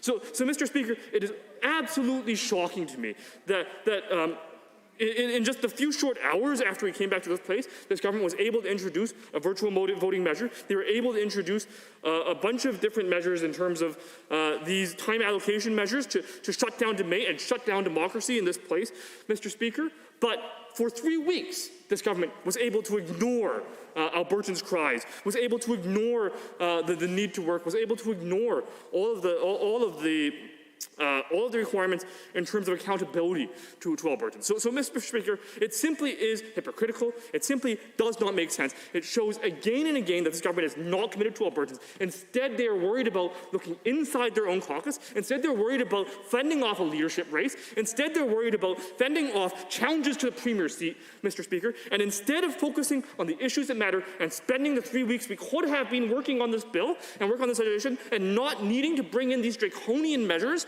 where we have now shut down democracy in this chamber. So, Mr. Speaker, it is simply shocking that this government, again, would bring us back, decide to immediately shut down debate, and not move forward, and not allow us to have the fulsome discussion when they were spending 3 weeks having full-day caucus meetings talking about their own leadership. It really shows you the priorities. It really shows you who this government is fighting for. And, Mr. Speaker, let me assure you, Albertans are able to tell that this government is not on their side. This government does not have their back. And this government is not focused on what's in their best interests during this global pandemic. Thank you. Honourable members, on the motion as moved by the Deputy Government House Leader on behalf of the Government House Leader, Government Motion 82. All those in favour of the motion, please say aye. Aye. Any opposed, please say no. No. In my opinion, the ayes have it. That motion is carried and so ordered, and a division has been called. Call in the members.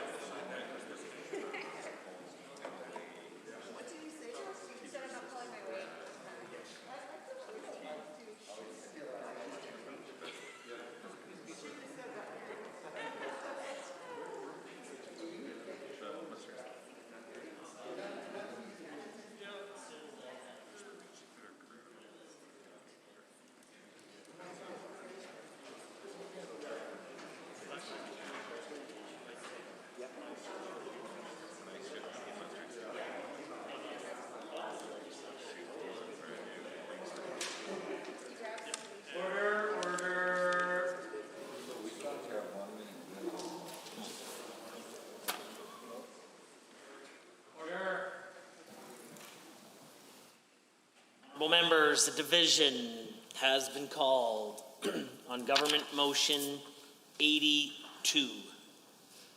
All those in favor of the motion and in the chamber, please rise.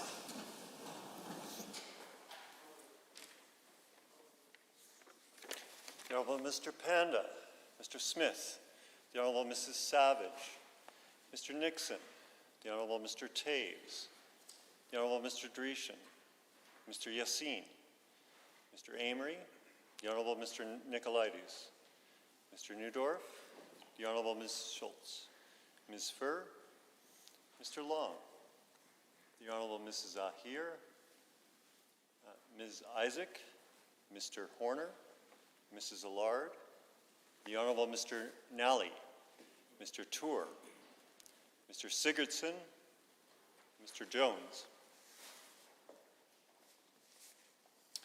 Mr. Van Dyken, Ms. Lovely, Mr. Hanson, and Mr. Rain. All those in the chamber and opposed, please rise. Mr. Dang, Ms. Renaud, Ms. Pancholi, Mr. Nielsen, Mr. Schmidt, Ms. Sigurdsson.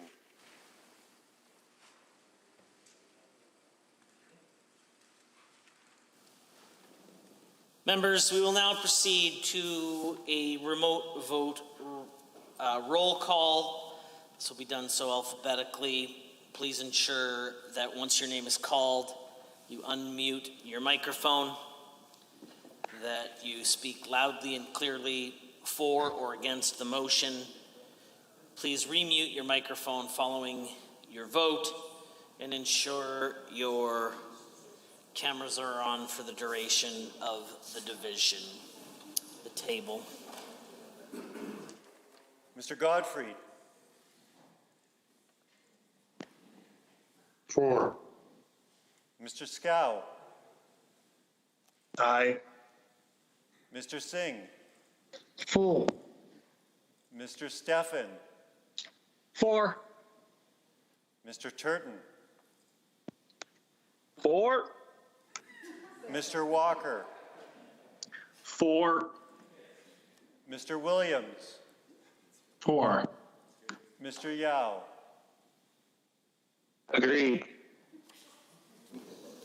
Honorable members, are there others participating remotely that would like to cast a ballot and were not called upon to do so?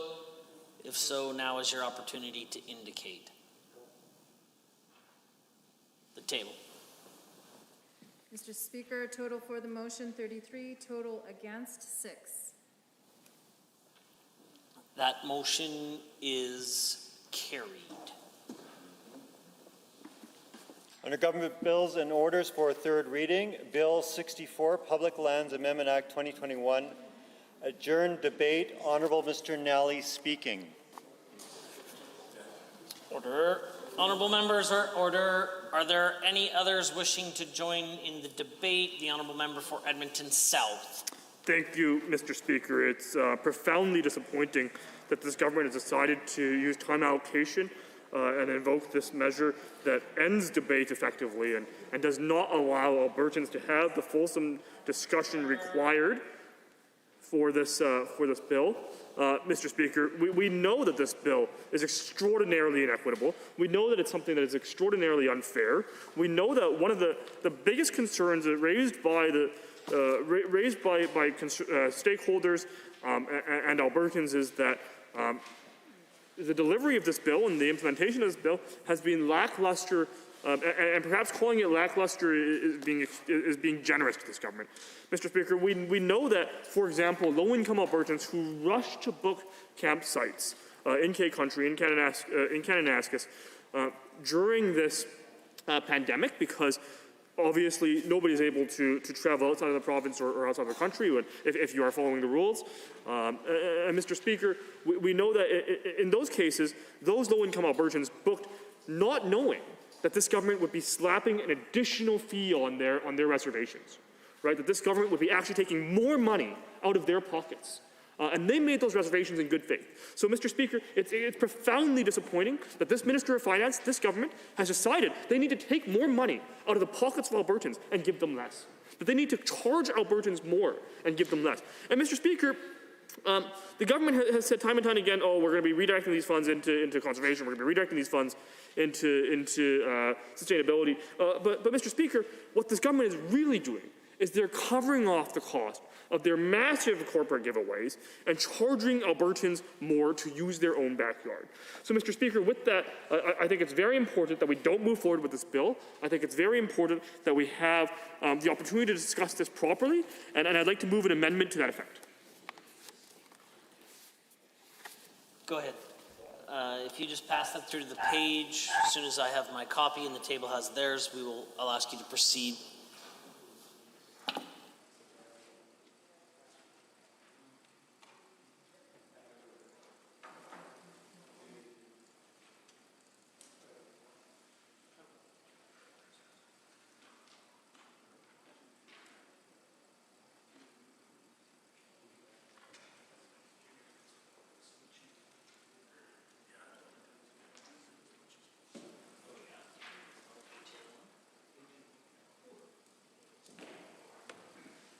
Members, this will be referred to as Amendment HA1.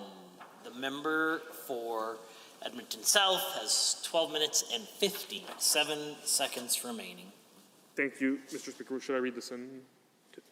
Sure. So I would move that the motion for third reading of Bill 64, Public Lands Amendment Act 2021, be amended by deleting all of the words after that and substituting the following. Bill 64, the Public Lands Amendment Act 2021, be not now read a third time, but that it be read a third time this day, 6 months hence. So, Mr. Speaker, as I was already saying, it is profoundly disappointing that this government has decided to take more money away from Albertans, to go in and pick their pockets and use sneaky day use fees and sneaky vehicle access fees and sneaky backcountry camping fees, Mr. Speaker, and provide them less services. And it's something that they did in bad faith, right? We know that Albertans went out and made reservations before this system, or before these changes were brought in. We know Albertans went out and made reservations and paid up front, in some cases with non-refundable fees, for campsites in K-Country without knowing that this conservation pass was going to be charged on them, without knowing that this $90 fee was going to be charged on them. So, Mr. Speaker, it doesn't make any sense that this government, knowing full well they were going to be bringing this legislation forward, knowing full well they were wanting to charge Albertans, were not upfront with Albertans. We're not upfront with the people who were trying to make reservations. So Mr. Speaker, I think it makes total sense that instead of implementing this now, instead of bringing in these draconian measures now, instead of bringing in this really inequitable fee right now, what we should do is that we should wait 6 months and decide and reevaluate this then. Because as we know, Mr. Speaker, we're in the middle of a global pandemic. Alberta has been hit particularly hard. We had some of the worst case rates in all of North America during the COVID-19 pandemic, particularly in this third wave. And Albertans have been trying desperately to get outdoors, to experience more of our province and travel where they can legally within this province. And Mr. Speaker, unlike some members, unlike some Albertans who've chosen to break the rules, and the ones who are staying here and acting in good faith are now being punished by this government. The people who are acting in good faith and saying, we're going to book a campground in K-Country, are now being punished by this government because they are being brought an additional fee without having been consulted properly, without having proper engagement, without understanding that there was going to be a sudden fee added on with no notice. So Mr. Speaker, it becomes very clear that this government either did not consider these impacts, or they don't care about these impacts, or simply we're not interested in protecting those vulnerable Albertans who had these implications. So, Mr. Speaker, it really is disappointing. It really is, I think, a problem that this government needs to fix. It's a problem that we in this chamber have an opportunity to fix right here by simply bringing in this amendment, by simply saying we're going to read this bill 6 months hence from now, 6 months, then we would have the opportunity. And again, this government has the opportunity to at least debate these issues, right? The government has the opportunity to at least talk about these issues and say why they chose to pick on vulnerable Albertans, say why they chose people who acted in good faith and made reservations. But instead of doing that, the government decided they were going to shut down debate. The government decided they're going to limit the amount of debate and ram through this bill without any concern for those who are most adversely impacted. It simply is one of the most disappointing things we've seen, and I think it's very insensitive. I think it's callous. I think it's something that simply does not make sense when we're looking at trying to encourage Albertans to go outside, stay safe, and enjoy their summer, Mr. Speaker. So I think it's something that this government needs to do a better job on, right? We see time and time again this government, instead of being focused on what's in the best interest of Albertans, instead of being focused on what Albertans actually need to be able to get through this pandemic, and including accessing our great outdoors, Mr. Speaker, we see this government time and time again taking a 3-week COVID holiday, spending an entire day focusing on the leadership of their premier, focusing on whether there's going to be a leadership challenge to the premier, whether this caucus was in full rebellion, instead of focusing on issues like why we couldn't spend 3 weeks properly fleshing out the details of this bill, why we couldn't spend 3 weeks properly having amendments for this bill. And now we come back, and the first thing the government does, one of the first things the government does, is they bring in closure, they bring in time allocation, and they stop the debate on this bill. They stop the opportunity for us to continue bringing in debate on this bill. And Mr. Speaker, it's something that I think is tone deaf, right? I think it's tone deaf because we see time and time again that Albertans throughout the last summer in particular, and this summer again, we're seeing again that people are trying to get outside. Just last weekend, over the long weekend, Mr. Speaker, I myself went random camping in the Wilmore Wilderness Park, just by Grand Cache, north of Jasper here, Mr. Speaker, and I didn't have to pay a fee, but if I go I suppose in a week, after this legislation is passed, which I presume that the government is going to ram through tonight using their and anti-democratic means of shutting down debate, that next week, which will of course be June 1st, I would have had to pay a $30 fee to camp in Wilmore Wilderness Park. And Mr. Speaker, the people that I saw when I went on my hike, the people that were out there were people that were trying to stay safe and trying to find something to do on a long weekend where they might have in the past gone to a patio with their friends, might have in the past gone and seen their family. And they can't right now. We know that's the reality. So they chose to do something responsible, and they chose to do something safe, and they chose to do something that was good for their physical activity, that was good, healthy physical activity. And instead of rewarding that, this government in bad faith is trying to punish these same Albertans. This government in bad faith is trying to punish these people who are simply trying to enjoy the public lands that every Albertan has the right to enjoy, the public lands that every single Albertan owns. So Mr. Speaker, it's profoundly disappointing that we see these we see these fees brought in bad faith. It's profoundly disappointing that we see the system brought in that punishes those of us those Albertans who acted in good faith, that punishes Albertans who are able to who may be in the most vulnerable situations, and that really does not take any of those concerns into consideration. So, Mr. Speaker, it really does show again and again what the priorities of this government are. The priorities of the government are not in ensuring that Albertans have safe and healthy recreation activities and recreational opportunities during this pandemic. The priorities of this government do not appear to be ensuring that we have parks that are accessible for Albertans. Does not appear to be for Calgarians to be able to enjoy the outdoors. Instead, Mr. Speaker, it seems that the priority of this government is on themselves, is on their leadership, is on their premier, and whether the premier should remain their premier, Mr. Speaker. And that's the most disappointing thing, is that when we could have been spending the 3 weeks talking about and bringing amendments in, this government ran and hid. This premier hid from the public, hid from accountability, and instead of coming in and doing the work that Albertans expect us to do, doing the work that Albertans expected essential workers and frontline workers to do every single day, hid and held full-day caucus meetings about whether this premier should retain his leadership.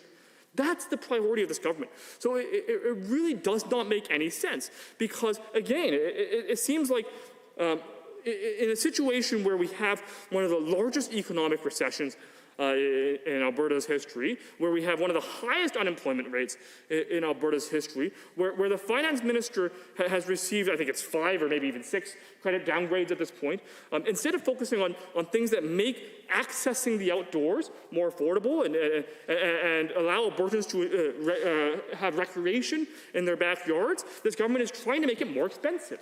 And this government is trying to go into Albertans' pockets and pick their pockets.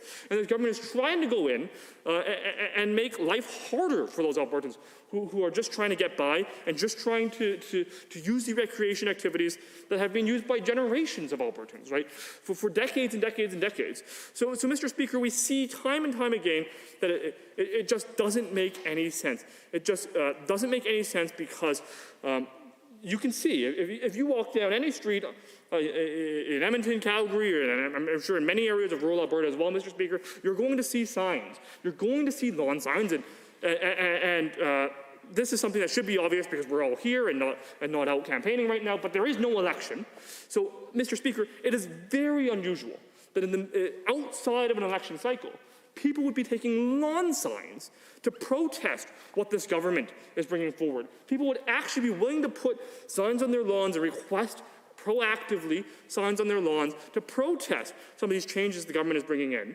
But instead of listening and heeding that warning, heeding that advice from Albertans, listening to the people on the ground, listening to the people who elect us and send us to this place, in a democratic fashion, Mr. Speaker, instead of doing any of that, this government has said they're going to come in, they're going to shut down debate, they're going to ram through this legislation, they're going to make life harder, make life more expensive, make it more difficult to access the public lands, make it more difficult to access Alberta parks, make it more difficult for Calgarians to go out and enjoy the outdoors, and indeed they're going to charge them more and give Albertans less. It simply does not make any sense. It simply is a pattern of behavior from this premier, from this government, from this finance minister to charge more and give less. Because, Mr. Speaker, newsflash, I think the reality is it turns out that the majority of Albertans are not the deep pockets and friends and donors of this government. And that's why this government does not appear to be looking out for them. This government is not fighting on their behalf. This government is not ensuring that they are protected. This government is not standing up for their right to go outside. And Mr. Speaker, at a time when household budgets are already being hammered, at a time when household budgets are already strained, at a time when this government has let utility fees skyrocket, insurance skyrocket, and so much more, now this government needs to come in and add another fee right in the middle of, or right at the beginning of our second pandemic summer, right as Albertans have gone out and already made reservations in Kananaskis country, in K country, right as Albertans have already gone and made reservations in good faith. So the bad faith policy of this government, the bad faith implementation of this government does not make sense. And I think the majority of Albertans understand it doesn't make sense. But instead of being reasonable, instead of taking a step back and listening to Albertans, this government has decided they need to shut down debate. This government decided they need to ram through this legislation. They need to be very anti-democratic about this policy. So it is profoundly disappointing that we continue to see these draconian measures brought in by this government. It's profoundly disappointing that instead of working on behalf of Albertans, instead of coming here and getting these changes right, getting this legislation right, this government decided to take a 3-week vacation, spend a full day debating whether the premier should continue to be the premier, whether their internal leadership struggles should be resolved or not. And instead of focusing on the issues that mattered, this government looked inside of themselves. Looked inside. So, Mr. Speaker, I encourage them to look outside. I encourage them to walk down the streets of any metropolitan area, and I'm sure in rural areas as well. I encourage this government to actually get outdoors, talk to Albertans, understand the impacts they're having, understand that they're negatively impacting families, understand that they're taking Albertans' recreation opportunities away and making life harder every single day for families across this entire province. And I think that this amendment, that we not read it now, but 6 days hence, or 6 months hence, is something that is going to be essential as we move forward. Thank you. Honourable members, Standing Order 29-2A is available if anyone has a question or comment for the member from Edmonton South. Seeing none, is there anyone else wishing to speak to the amendment? On Amendment HA1, the Honourable Member for Goldbar. Thank you, Mr. Speaker. I'm pleased to offer a few comments on the amendment that is before the House for consideration. But before I do, I want to thank my friend from Edmonton South for bringing forward this amendment and for his thoughtful comments in support of the amendment. And I just want to say that I can't think of a member better suited to debating legislation under time allocation than my friend from Edmonton South.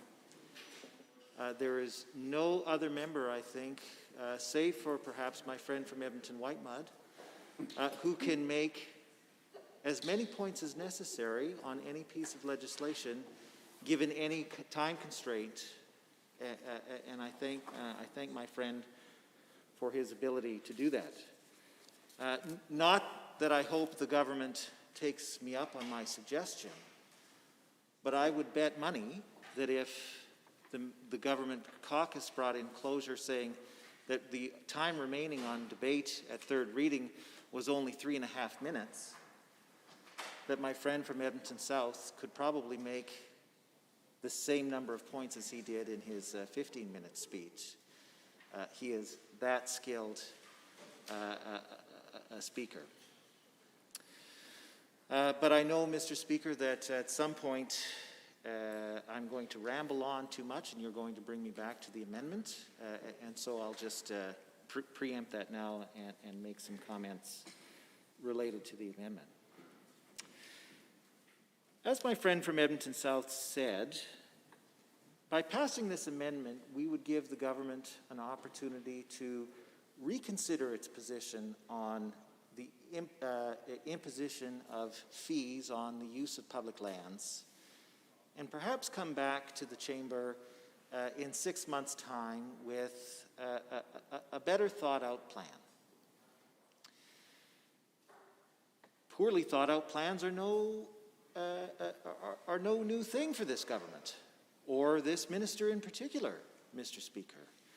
We only need to think back to late February of 2020, when the minister released his poorly thought out Optimizing Alberta Parks plan that set off a firestorm of opposition all across the province, from traditionally conservative supporters, I would imagine, people concerned with the minister's plan to sell off or close down hundreds of parks in Alberta.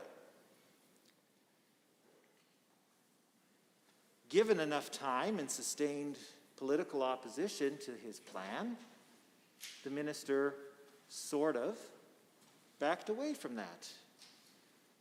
The day before he and all of his colleagues took off for tropical holidays for Christmas. And wisely, we haven't heard anything since. Now, I am certain, as my colleagues here in the official opposition are, that there is more yet to be said on the matter of privatizing and closing down Alberta's parks. And in fact, in discussion of the minister's budget estimates on March 15th, I asked the minister to provide us a list of the supposed partners that his department has found to operate all of the parks that he was going to sell off or close down. It's now 10 weeks later, and I'm still waiting for the list, Mr. Speaker. I suspect that I'll probably be waiting quite a bit longer. I will say here that no such list exists, that the minister was making it up. And I challenge him to prove me wrong. I look forward to receiving that letter of outlining who has taken over the partnerships of all of the parks that were on that Optimizing Alberta Parks list as soon as possible. The minister knows where to get in touch with me. In fact, I sent him a letter. It has my return address on it. He just needs to read it, copy down what I put at the top of the page. It's just that easy, Mr. Speaker. But that's not the only ill-thought-out plan that the government has reluctantly backed away from.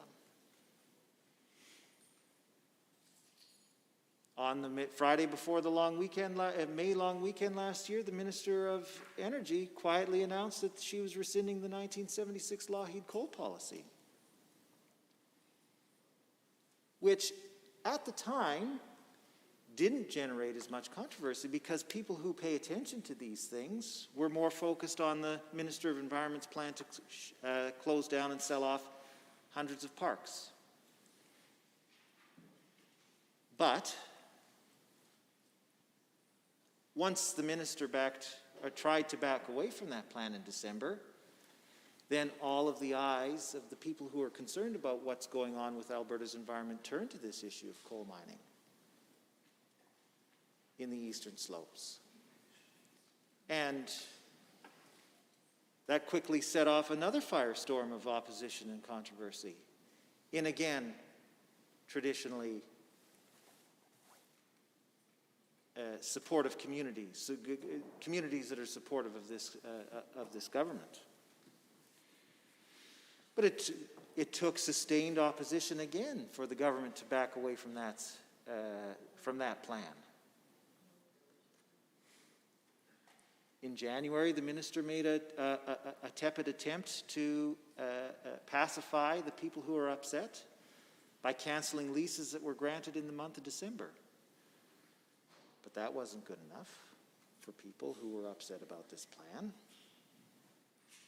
Then in early February, my colleagues and I convened a meeting of the Public Accounts Committee to invite the Department of Energy and Alberta Energy Regulator officials to come and present to us about what's going on with coal mining in the eastern slopes.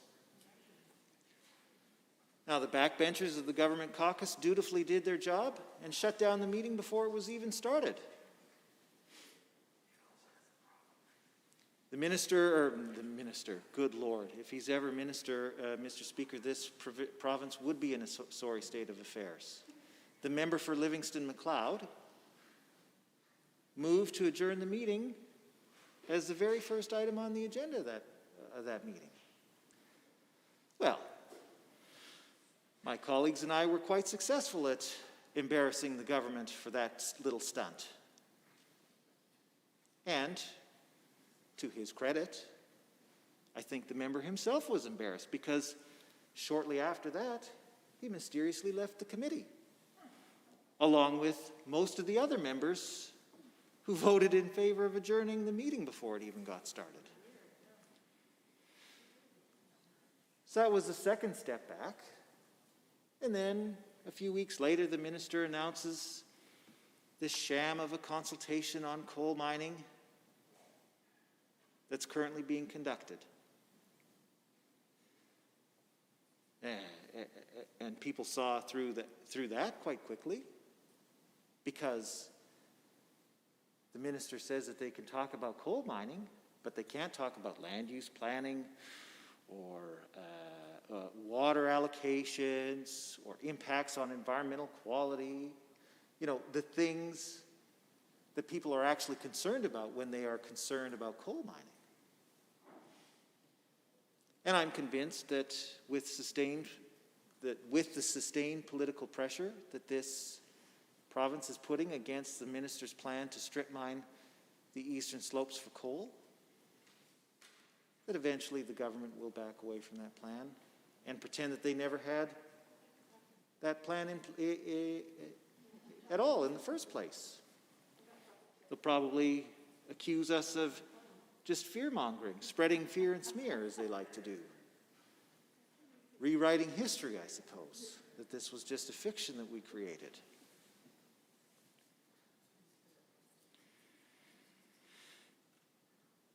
My point is this, that the minister in this government has repeatedly demonstrated that they bring out plans before they're fully formed, and then they face opposition, and then they back away from it.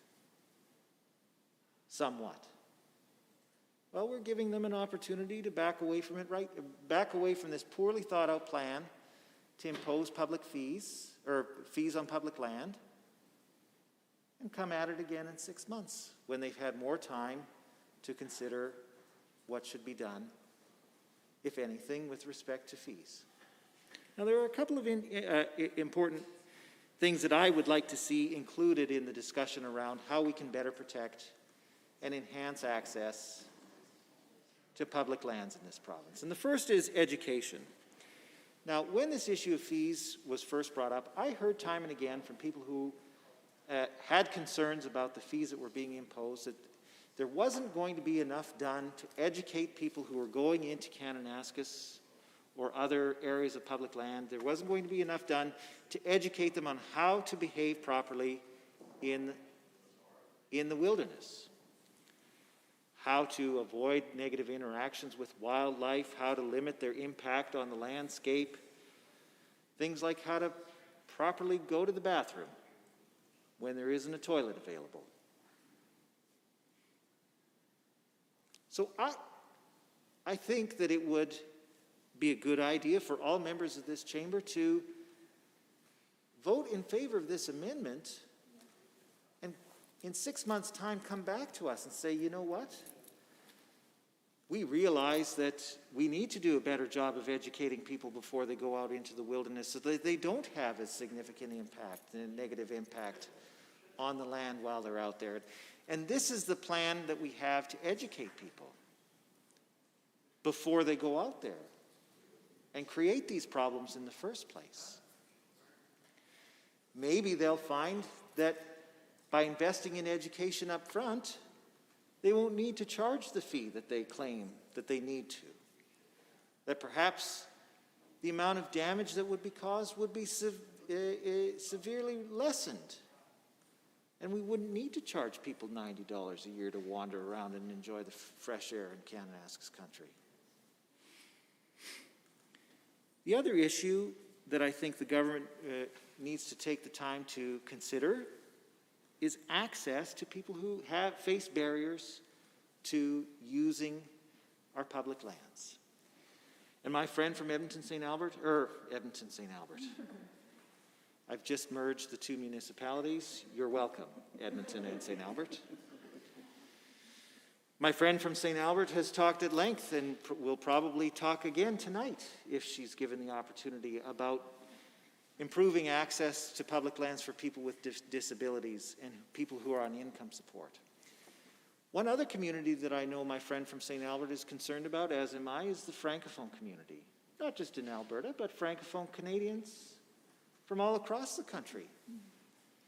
I've heard time and again from Francophone Canadians in my riding their concerns about the lack of access to information in French in Alberta's parks and public lands. If you go to a park, you would be hard-pressed to find any signs, any information, any maps, any kind of information whatsoever available in French. Now, I was proud when we were government to be the first government in Alberta history to implement a French policy, because Alberta has one of the largest and the fastest growing Francophone population of any province in the country. So it only makes sense that people who use that as their language for daily living have access to government services in that language. And this government continues to fail to provide Francophone Albertans with access to that information. But more importantly than that, we are closing ourselves off to the opportunity that presents itself with inviting tourists who speak French as a first language from Quebec, New Brunswick, Franco-Ontarians, much of sub-Saharan Africa, and even the nation of France. That's hundreds of millions of people who could potentially be spending their time and money in Alberta's beautiful provincial parks, but who might choose not to because they can't access the information and services that they need to fully enjoy their time there in the language of their choice. So I would like the government to consider that as well. And that's why I think we should vote in favor of this amendment. Thank you, Mr. Speaker. Honourable Member, Standing Order 29-2A. Under 29-2A, the Honourable Member for Edmonton Highlands, Norwood. Thank you, Mr. Speaker. It's an honor again to rise on 29-2A, to speak a little bit more to Bill 64, and just have a couple comments on my fantastic colleague from Edmonton, Goldmar's remarks. And you know, just as I noted earlier, my fantastic colleague from Edmonton Riverview had touched on the accessibility piece, and so too had our colleague from St. Alberta, and I think actually a number of my colleagues who've spoken to this bill. And so that's one topic that I want to touch on a little bit. And I remark that I believe many of my colleagues have spoken to this bill multiple times, and yet we've still not, unless, you know, unless I missed it, I really don't think we've heard much at all from government members on this, other than the minister. And, you know, I look around this chamber and I can't imagine that many of these MLAs have not heard from their constituents. Perhaps not, you know, perhaps they haven't been bombarded specifically on Bill 64, but I'm quite certain they've been bombarded on the broader issues of parks and the environment and lack of consultation.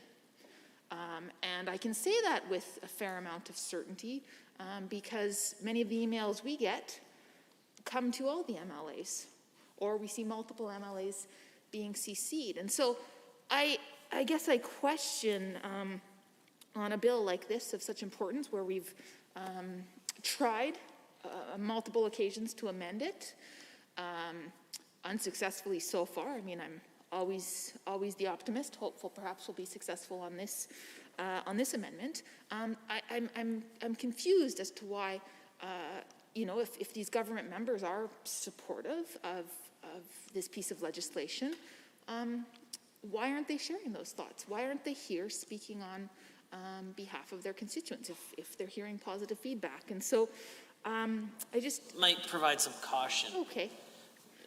Implying that someone may or may not be in the assembly, that it would be not within keeping the conventions of the assembly. Of course, members have all sorts of reasons to be in the assembly or not be, and so we wouldn't want to imply that they aren't.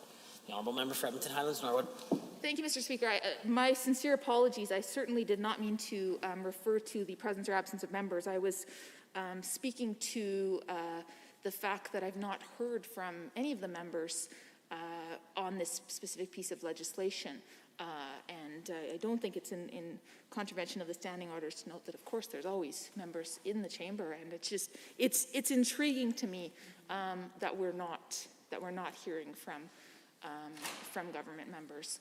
And you know, we've seen a theme multiple times from this government around a lack of consultation, you know, an inability to you know, to outline exactly who it is they've heard from on multiple pieces of legislation, and this is certainly one that we can say the same about. And again, I'm happy to be wrong, but without hearing anything contrary, I can only assume this is the case.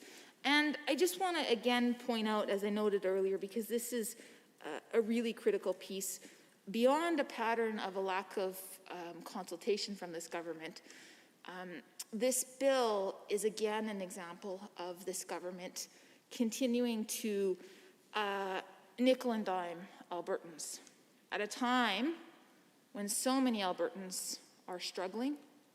We've all talked in this chamber, or maybe not talked in this chamber, but we've all heard the stories of folks who, whether they're in business or, you know, whether they're working in private industry, whatever it might be, a lot of folks are struggling right now. A lot of folks are struggling to make ends meet. And when I talk to my constituents in Edmonton, Highlands, Norwood, and I ask them their concerns, and I do. I call them. I can't knock on doors these days because of COVID concerns, so I call them and I ask them, you know, what's top of mind for you? And one of the common answers is just that times are tough, right? And they're talking about times being tough economically and also mentally. And so this bill 64 is an example of a hit for Albertans in both of those capacities. And you might argue, well, how could this bill possibly have an impact on folks' economic and mental health? Well, Honourable members, are there others wishing to join in the debate? The Honourable Member for Edmonton Whitemud. Thank you, Mr. Speaker. It's a pleasure to rise in third reading of Bill 64, the Public Lands Amendment Act, and in particular to speak in support of the amendment brought forward by my colleague, the member from Edmonton South, to essentially put off third reading of this bill for 6 months. And I think there have been numerous reasons as to why that should be the case, Mr. Speaker, and I'd be pleased to go through them a bit tonight. So certainly, I think we have to begin with the fact that there have been representations made by the minister sponsoring this bill, the Minister of Environment and Parks, about the contents of this bill that are simply not accurate and in fact are quite misleading. And I believe that it is important for Albertans to understand what's truly in this bill, because if they were to listen to the comments made in this assembly by the Minister of Environment and Parks, they would have a misunderstanding of what's actually in this bill. And if I may, Mr. Speaker, I'd like to actually quote the Minister from his comments made yesterday in this assembly in second reading on this bill, in which he talks about what he indicates is the content of the bill, and in fact he's repeated these comments this evening tonight in this assembly. But this is a quote from Hansard, Mr. Speaker, and it's from yesterday evening by the Minister of Environment and Parks, and this is a quote. It says, "What it does, Bill 64, is bring forward a dedicated revenue fund, which is checked by the Auditor General. It is established that it would have to be spent appropriately underneath the dedicated uses, and it makes sure that we can keep those areas open for Albertans."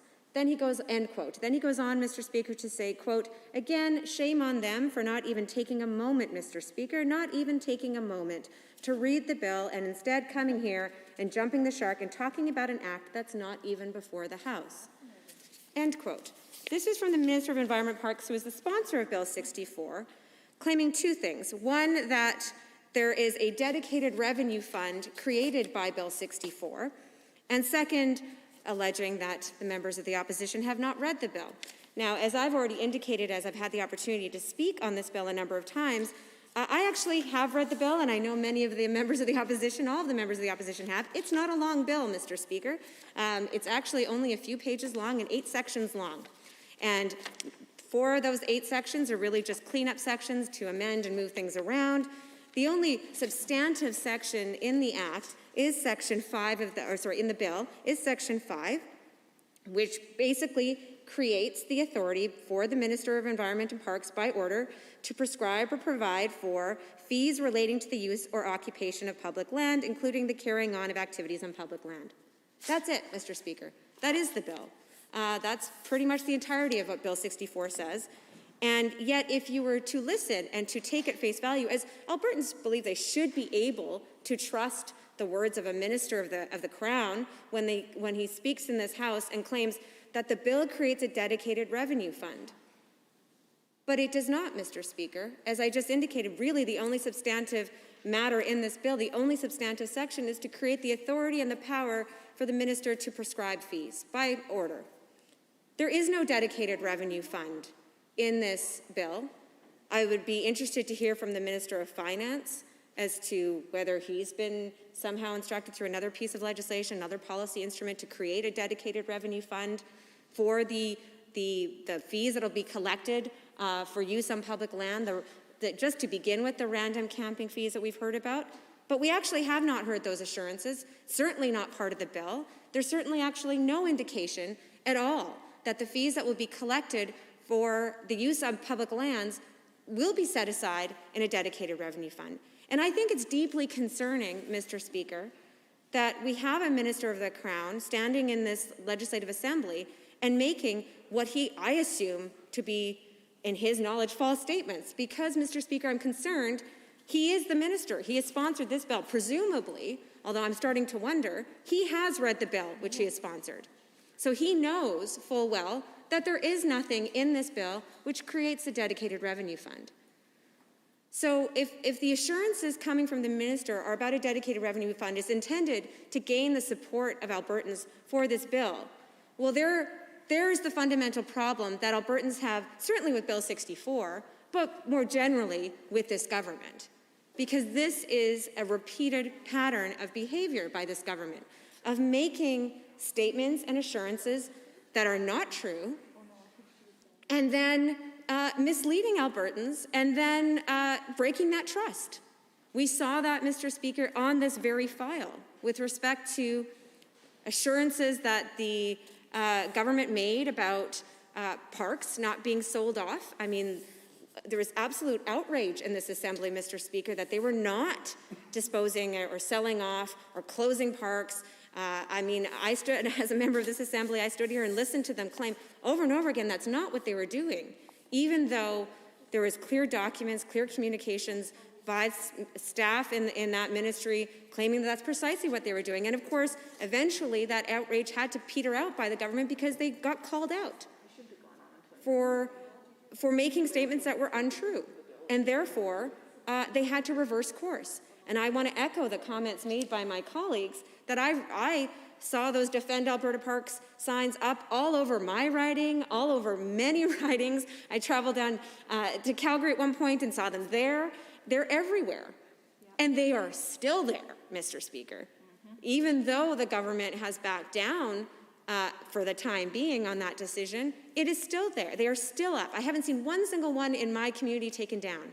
And the reason is Albertans still don't trust this government, particularly when it comes to parks, particularly when it comes to their outdoor spaces and to our public lands, to our eastern slopes. They do not trust this government. And it's no wonder, Mr. Speaker, when we have statements like the Minister of Environment statements today and yesterday in this assembly claiming that this bill does something that it does not. And that's important, Mr. Speaker, because they claim that the purpose of charging these fees for use of public lands is for conservation purposes, is to make up for some of the damage that has been done in these lands.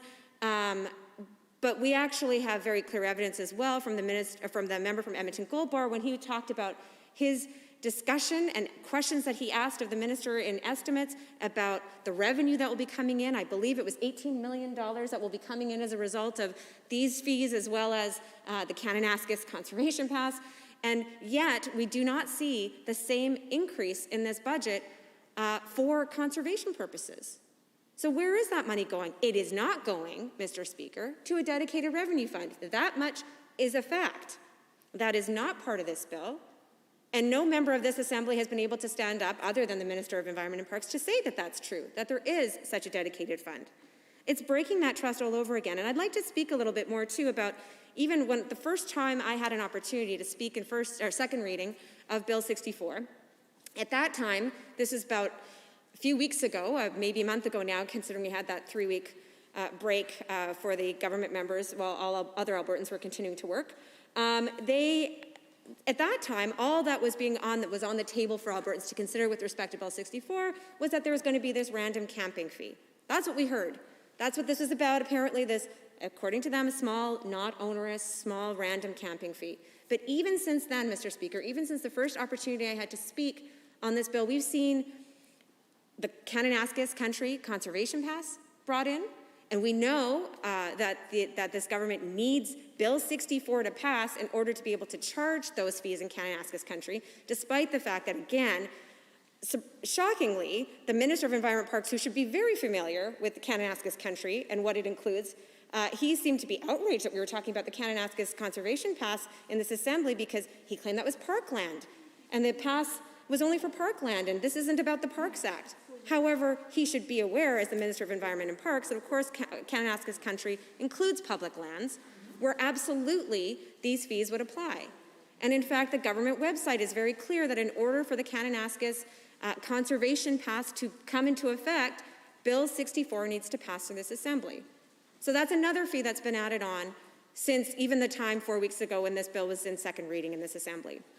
Now, of course, I looked at that again, looked at that map of Kananaskis country with its unusual boundaries, because it's quite remarkable, Mr. Speaker. If you haven't taken a look at a map of Kananaskis country and where this conservation pass will apply, it's really remarkable to see how absolutely distinctly carved out McLean Creek is. It absolutely does not jive with the rest of the boundaries. It's very clearly delineated as excluded from the conservation pass. And of course, we've raised in this House our concerns about that's an area where absolutely conservation is an issue, where there's significant environmental damage as a result of OHV use in that area. So if any area needs it, it should be that area. And yet, it's carved out. But we've heard from the Minister of Environment Parks, oh, there's another fee coming. Well, just trust him that that's actually the case, of course.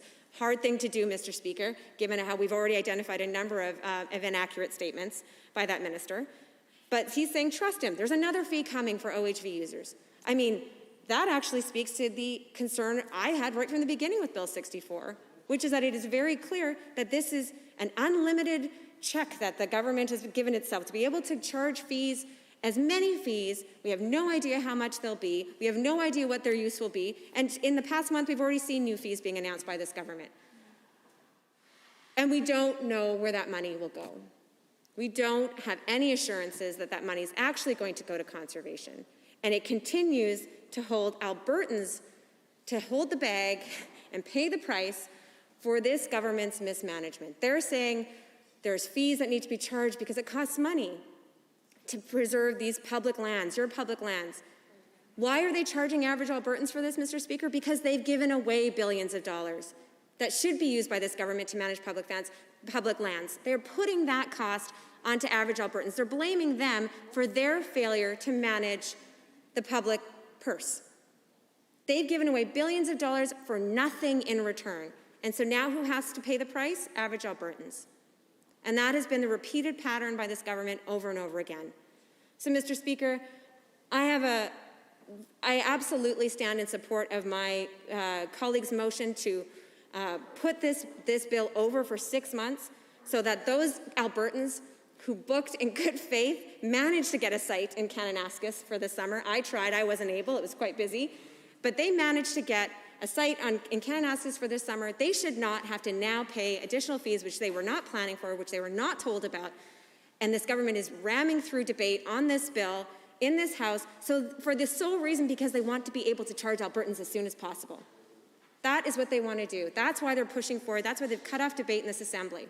They didn't want to go back to work for 3 weeks when everybody else in Alberta was working. Frontline workers were on the front lines every day, but this government didn't want to be in this assembly and do their job. So instead, they come now and they rush this bill through. They cut off democracy, cut off debate, because they need to charge Albertans money.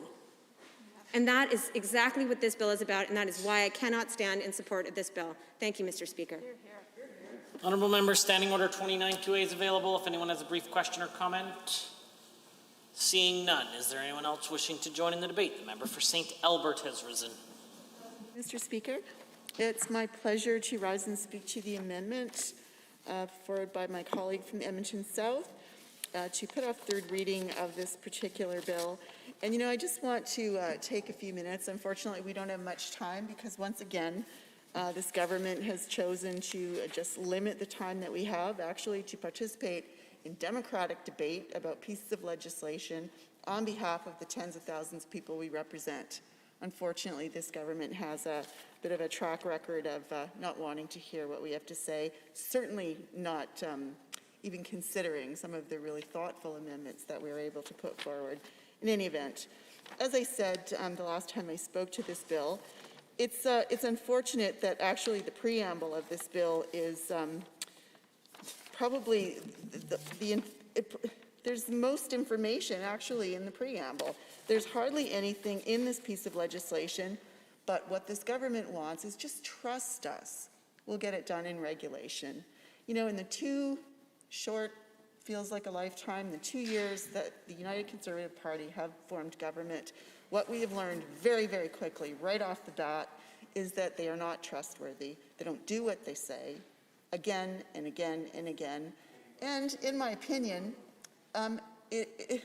there's almost sometimes it feels like there's an attempt to mislead what's being done. So of course, we are concerned when the Minister of Environment and some of his colleagues have told us, don't worry, we're going to get that done, we're going to take care of it. We don't buy it. There is no track record of that happening. So once again, we have a piece of legislation. We don't actually know the extent of the difficulties it will cause or the harm or the confusion that it will cause. We certainly have some fear. We've asked a lot of questions. But what you hear in this place from the government when we ask appropriate questions is silence. Or you'll get the Minister of Environment standing up and spewing all kinds of weird conspiracy theory type comments and things that are just so factually incorrect. It takes about 5 minutes to just Google something and you just understand that he's just making things up once again. But what my concerns are specifically about this bill, and some of my colleagues have touched on it, is number one, the lack of transparency. Somebody, one of the members, somebody stood up the other day and started to say that we don't support the things that the government anticipates the funding will cover or will support. Of course we do. That's the most ridiculous statement ever. Do we support upgrading infrastructure? Of course. Improved education? Of course. Conservation? Yes. We're actually leaders in conservation. Maybe think back to the 4 years that we were government and think back to the opposition that we felt any time we tried to make moves or tried to increase conservation efforts. Of course we support that. Enforcement? Yes. We're incredibly worried at the nickel and diming that is going on in all areas of enforcement right across the province. Of course we support more enforcement in this area. Public safety? Of course.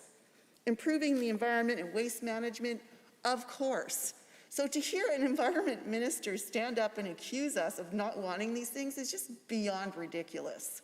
What we want is transparency. So if you're going to collect these fees from people, show us where it's going. Don't hide it in general revenue and just say, trust us, we'll get it done. We have seen how this government operates. There is no faith. Albertans don't have a lot of faith. They want proof. They want to know where they can go to find the information that they need, to know that when they pay these fees, they know and they feel certain that that is paying for all of the things that this bill in the preamble says that it will do. Because Albertans do not trust this government. Not at all.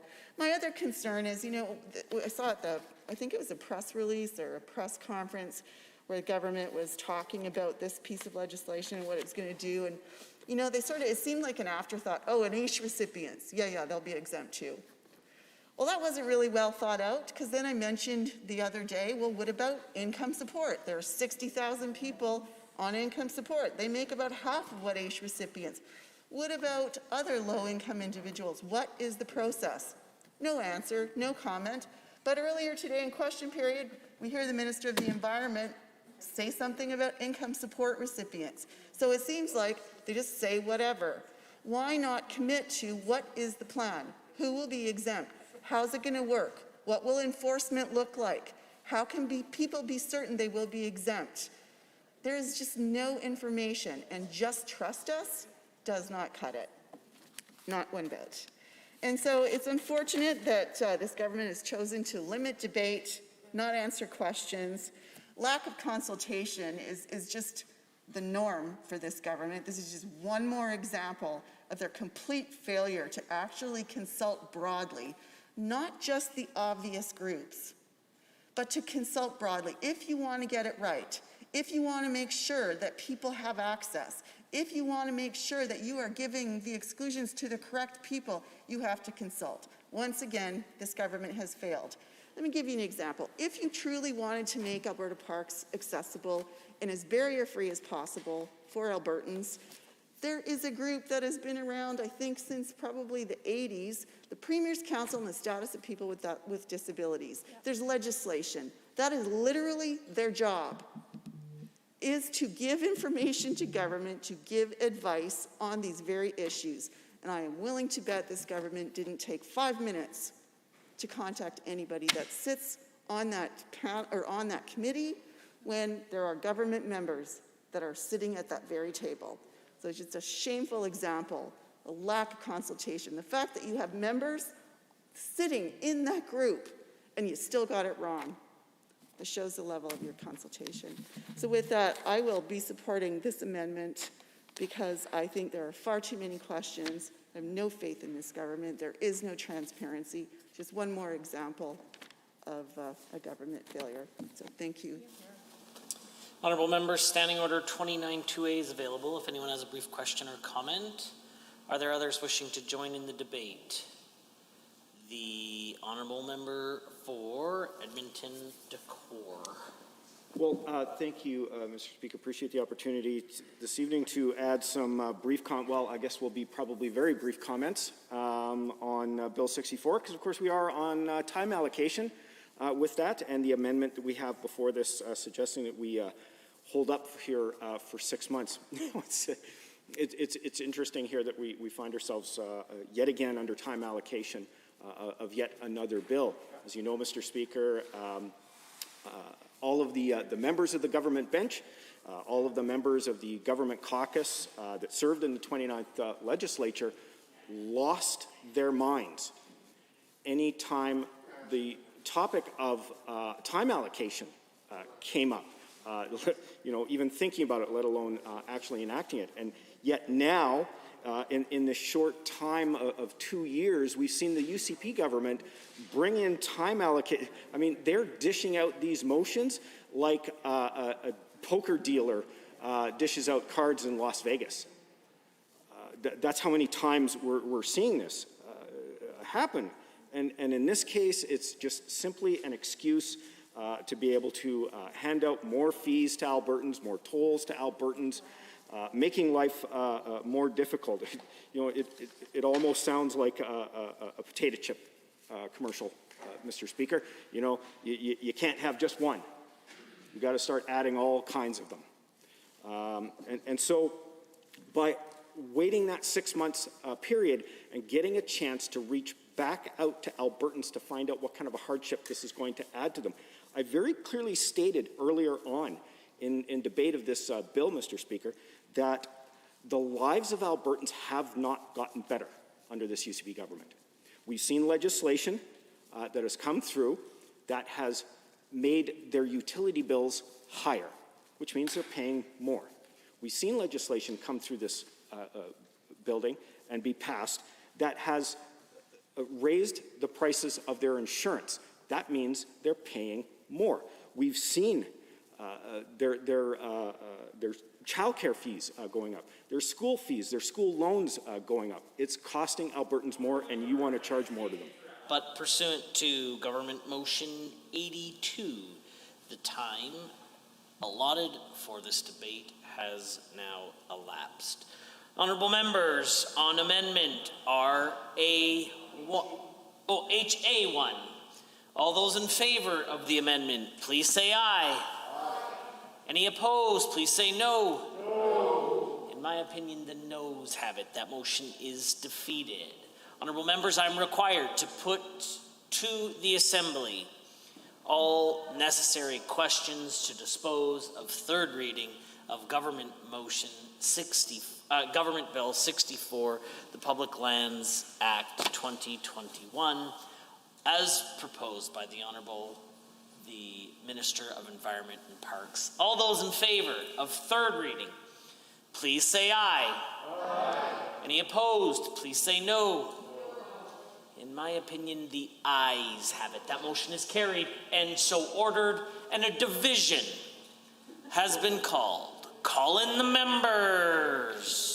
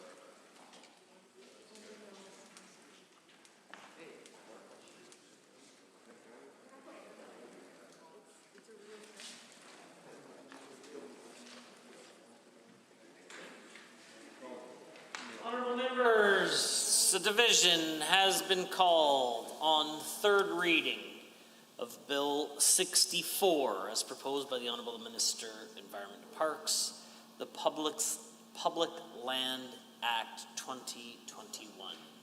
In the chamber, all those in favor of third reading, please rise.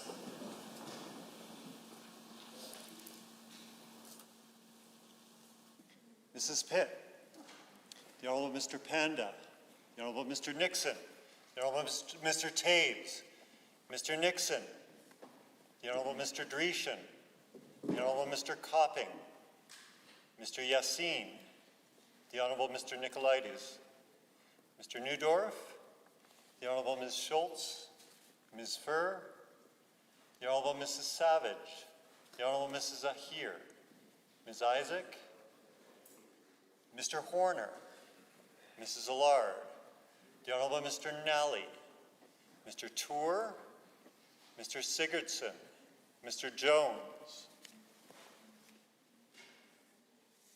Mr. Smith, Mr. Van Dyken, Ms. Lovely, Mr. Long, and Mr. Hanson, and Mr. Rain. Honourable members in the chamber, all those opposed to third reading of Bill 64. Mr. Dang, Member Phillips, Ms. Renault, Member Irwin, Ms. Pancholi, Mr. Nielsen, Mr. Schmidt, Ms. Sigurdsson.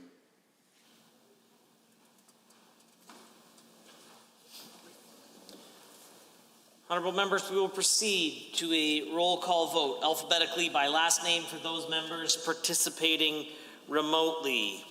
Please ensure when your name is called that your mic is turned on, that you vote for or against loudly and clearly, and remute your mic immediately following.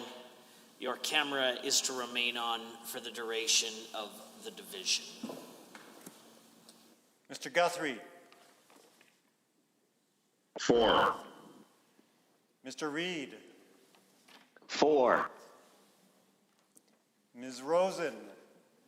4. Mr. Rosewell. 4. Mr. Rutherford. 4. Mr. Scow.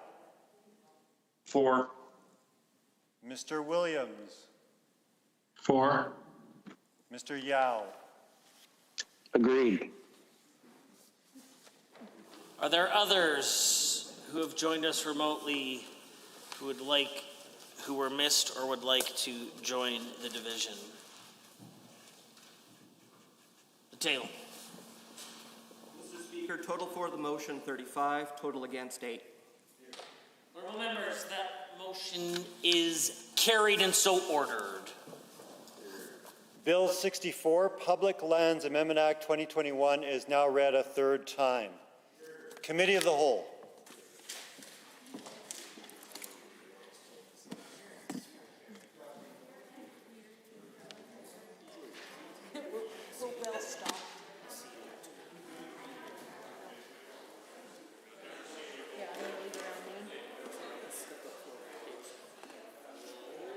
We're going to be done in an hour.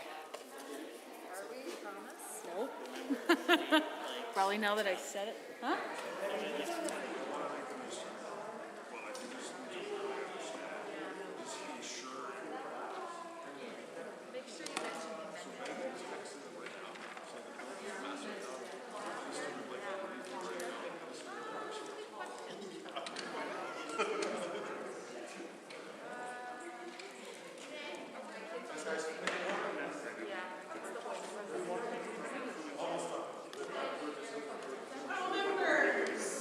I would like to call Committee of the Whole to order. Committee of the Whole has under consideration Bill 56, the Local Measured Statutes Amendment Act 2021. We are on Amendment A1. Are there any members wishing to join debates? The Honourable Member for Edmonton South. Thank you, Madam Chair. Just with your indulgence, I'm wondering if you could perhaps read the amendment into this since we're just starting off. Perhaps we could provide you with a copy of the amendment. That would be best. Someone could get the Honourable Member a copy of Amendment A1 on Bill 56 as moved by the Honourable Member for Calgary Buffalo. We will take a moment and then proceed with debate.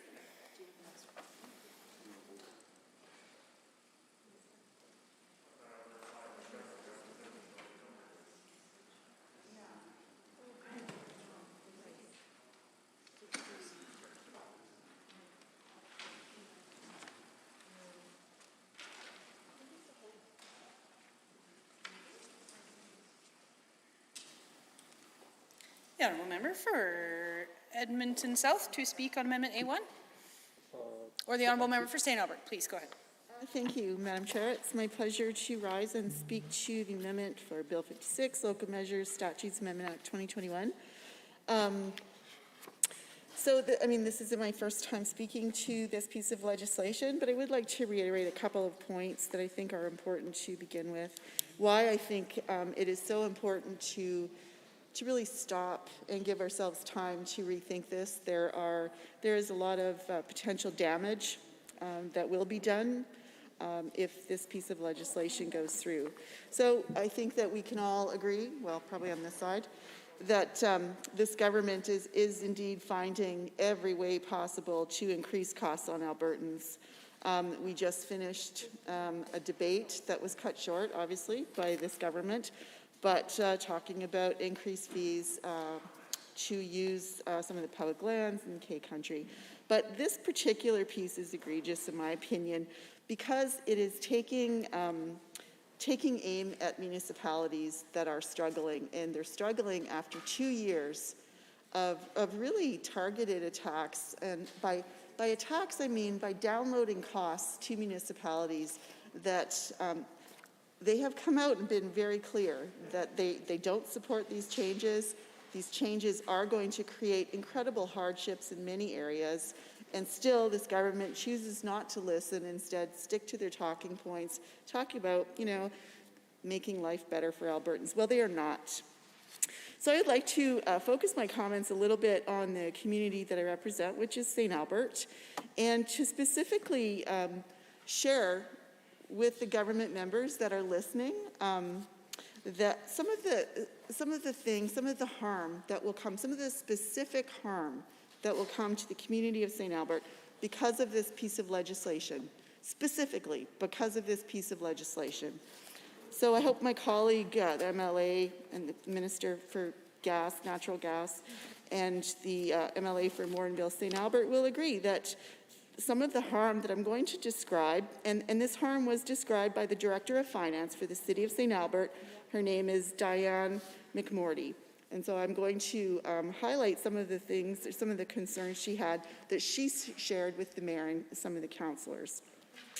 So I hope he will join me in opposing this legislation, because it will inflict long-term damage on the community of St. Albert, not to mention the other municipalities right across the province. So, and this is a direct quote, and this is from St. Albert Today on April 14th, and this is a direct quote. Provincial decisions to cut down municipal funding while increasing education taxes and city responsibilities over the next few years is leaving the city of St. Albert in a state of uncertainty for the future. Now I'm going to explain what that uncertainty is and why that uncertainty will cause long-term damage and increase pressure on the citizens of St. Albert. So what the Director of Finance for the City of St. Albert said is that, and here's just one example, the city's current assets are valued at about $700 million. She said St. Albert would need to contribute $32 million per year to support those assets in the future. Now, St. Albert collects only $12 million in taxes. I could make a joke about this government's position on equalization, but I will not. Now, what she said further was that what St. Albert would need to do is increase taxes on the citizens of St. Albert by 1.5% over 20 years to close the gap that this piece of legislation is introducing. That's 20 years. That's a 1.5% tax increase over 20 years, just for this, just for what this piece of legislation is doing. So when the government members stand up and say, no, this is going to make life better, this is going to increase this and increase that program, and we're doing this for recovery, COVID recovery. It is not. This is causing long-term damage. So yes, the province did indeed actually increase MSI funding because they front-loaded. So what they did is, so the Municipal Sustainability Initiative funding, what they did was increase the funding in the first year, and then it drops in subsequent years. So once again, it is another UCP shell game. No, look at us. We're giving so much more money and so much more support to municipalities. Sure, for 1 year. For 1 year. I'm sorry, after what we have been through in the last 2 years, specifically in the last 15 months, I do believe that recovery is going to take a heck of a lot longer than 1 year. And so certainly downloading some funding in year 1 is going to help. What about year 2? What about year 3? And what about year 4? Well, I think this government probably only thinks in election cycles, so they're probably not too concerned about that, but you should be. So the average over the last 4 years, and so Diane McMorty, who is the Director of Finance for the City of St. Albert, just to give you some perspective, the average over the last 4 years in terms of MSI funding was just over $15 million for repair and maintenance. So that repair and maintenance projects and growth. Now, over the next 5 years, because of the changes being made, the average is $11 million. Now, I know math is difficult sometimes for government members, but there is a big difference when you average these amounts. $15 million is what they were receiving. Now, $11 million average is what they will receive going forward. That is less. That is far less. Now, the problem is this doesn't allow them to plan. And so, of course, the City of St. Albert has long had a goal is to change up the mix of taxes that they collect. They rely very heavily on residential taxes, so of course, they wanted to really focus on expanding business taxes. Now, that required a lot of investment and a lot of work. One of the things, I've said this numerous times, one of the things that NDP government got done was to actually get a contract signed so that twinning of Ray-Gibbon Drive would happen, because we knew that road was very important. It was more than a road, it was a corridor, and it was going to open up activity. And sure enough, as soon as that happened, activity started, investment started to come into the City of St. Albert. We knew that. So increasing the schools, increasing quality of life, that means museums, that means parks, that means rec centers, that means pools, that means all of these things, that means infrastructure. All of these things require investment. If you're going to attract investment to your city, you're going to have to attract them for more than just, this is a good deal, we can build a plant here and do this. It's about quality of life. So all of these decisions now that the City of St. Albert is forced to make is to change and cut and reduce their plans for capital investment, look at their maintenance, all of these things, because the UCP is reducing the amount of funding that the City of St. Albert and other municipalities right across the province are getting. But again, they won't ever tell you that. They'll tell you they're doing this because it's a positive thing. It is not. So, you know, there are so many other things that have changed in the last little while. So, education taxes, frozen this year and the next. Plan changes to the disaster recovery program that may make municipalities responsible for up to 10% of costs for natural disasters. Now, we certainly heard the government spin, well, you know, that's just normal, that's just to be expected. So they don't ever take into consideration the big picture. They have cut funding for just about everything. They won't ever say it's cut because it's really a shell game with them. You know, no, we're increasing this because we're doing this, we renamed it, we have a panel, we consulted, we're doing this. No, the bottom line is you have increased the hardship of municipalities of every size right across the province. St. Albert is no exception. There have been huge cuts to affordable housing projects. Now, you might not think a city of St. Albert that is sort of maybe sometimes painted with the brush, that it's a wealthier community that doesn't need this kind of project. Well, certainly it does have wealthier areas within the boundaries, but there are many St. Albertans that are struggling, and there are many St. Albertans, including many, many, many, many seniors that need affordable housing. This government chose to reduce that, to increase that hardship. At the same time that they chose to really essentially freeze funding for FCSS, which is Family and Community Support Services, that money that goes to municipalities, that they also contribute to this fund, that funds all kinds of programs that are community supports, human services, social services within municipalities. So all of these things are happening at the same time, and then in a pandemic.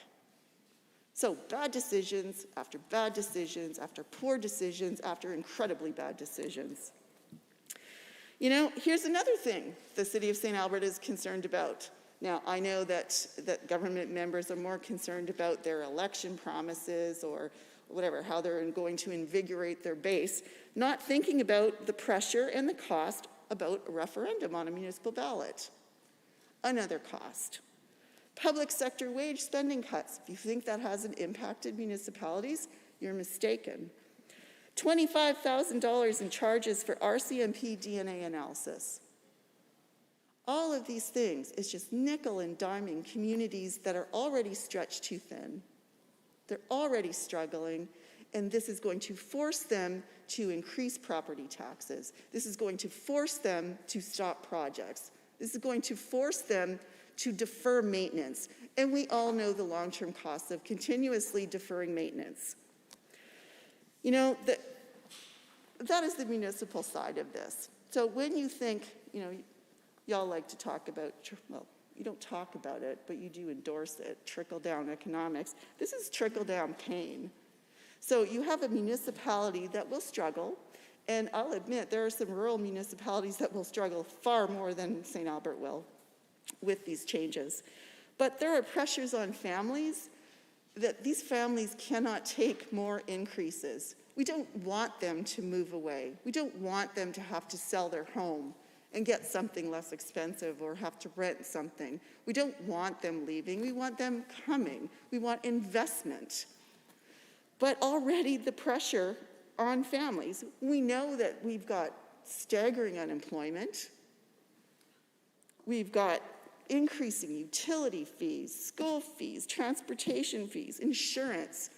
We have a government that has no vision about increasing affordable, accessible, high-quality childcare for families when they're screaming for it. This government just turns their back and like, no, it's good, it's about choice. I'm sorry, it is not. This government is choosing not to hear from municipalities. They have been very clear about what they're not okay with and what they need. They need the taxes paid, companies that are being given a holiday from paying taxes that are owed. They need stable funding. They don't need a shell game where you load 1 year and then cut them for the next 2. They need honesty, transparency. They need funding to allow them to do what they need to do without passing on all the costs to their citizens.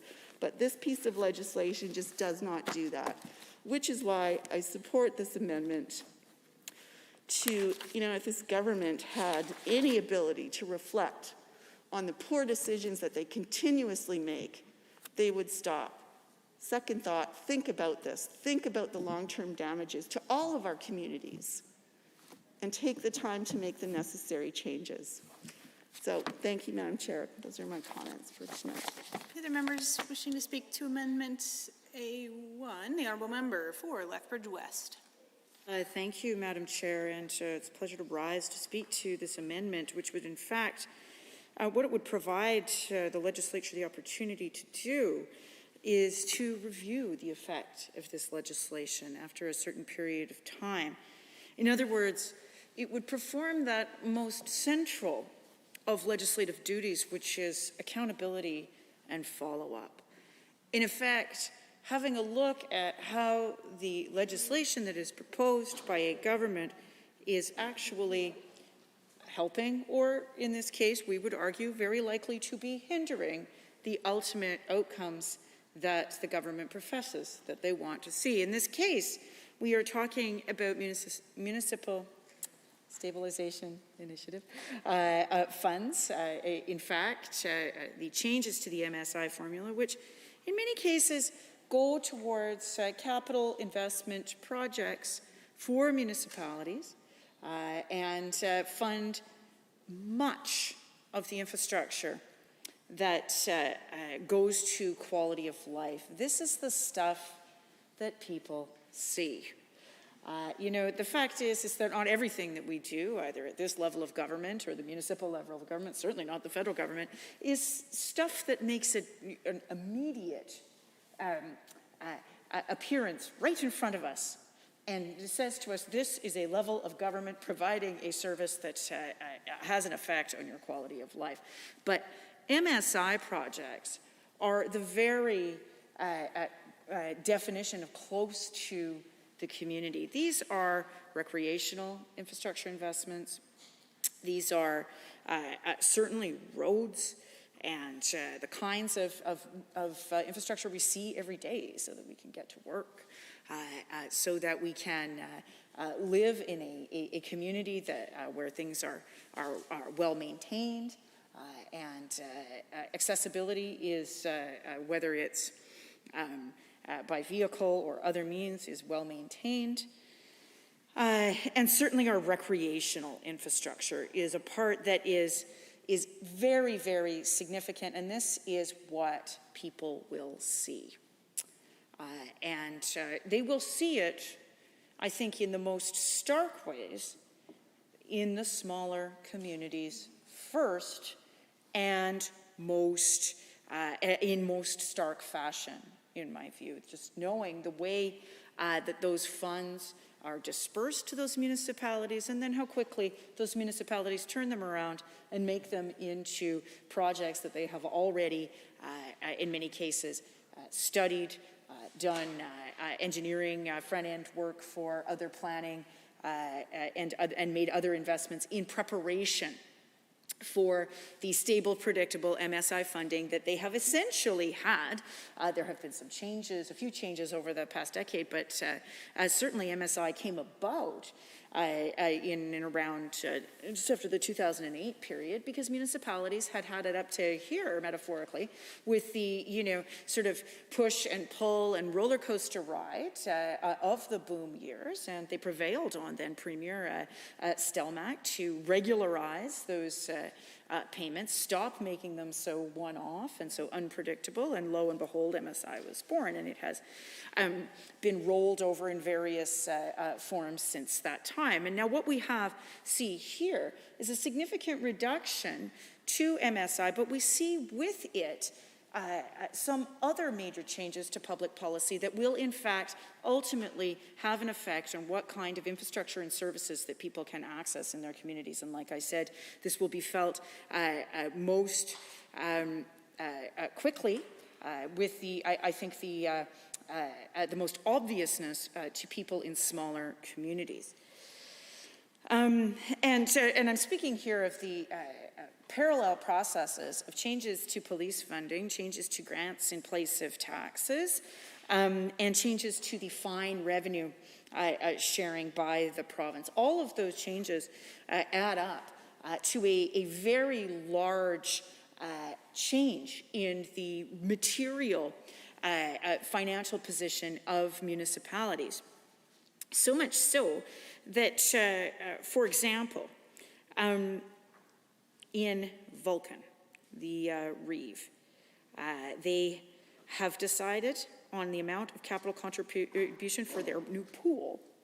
Was difficult conversation for council to have when Vulcan County is facing numerous financial challenges. Here's what the Reeve had to say: all municipalities are feeling the squeeze at the moment. We are cutting everything, said the Reeve, adding that recreation funding is one area where council has decided to make cuts. Now, if we know, and if there's anything that everyone knows, it is that local infrastructure was exactly what people needed during the pandemic. But to be clear, in a context of an economy that is not recovering, where job growth is not happening as it is in the rest of the country, which is the situation in which we find ourselves right now in Alberta, that local infrastructure is going to be just as important as families are staying closer to home, and they need that affordable recreation. At places like, for example, in Cochrane, we had a town councillor say, I feel our recreation infrastructure has fallen behind. It's something we really need to focus on.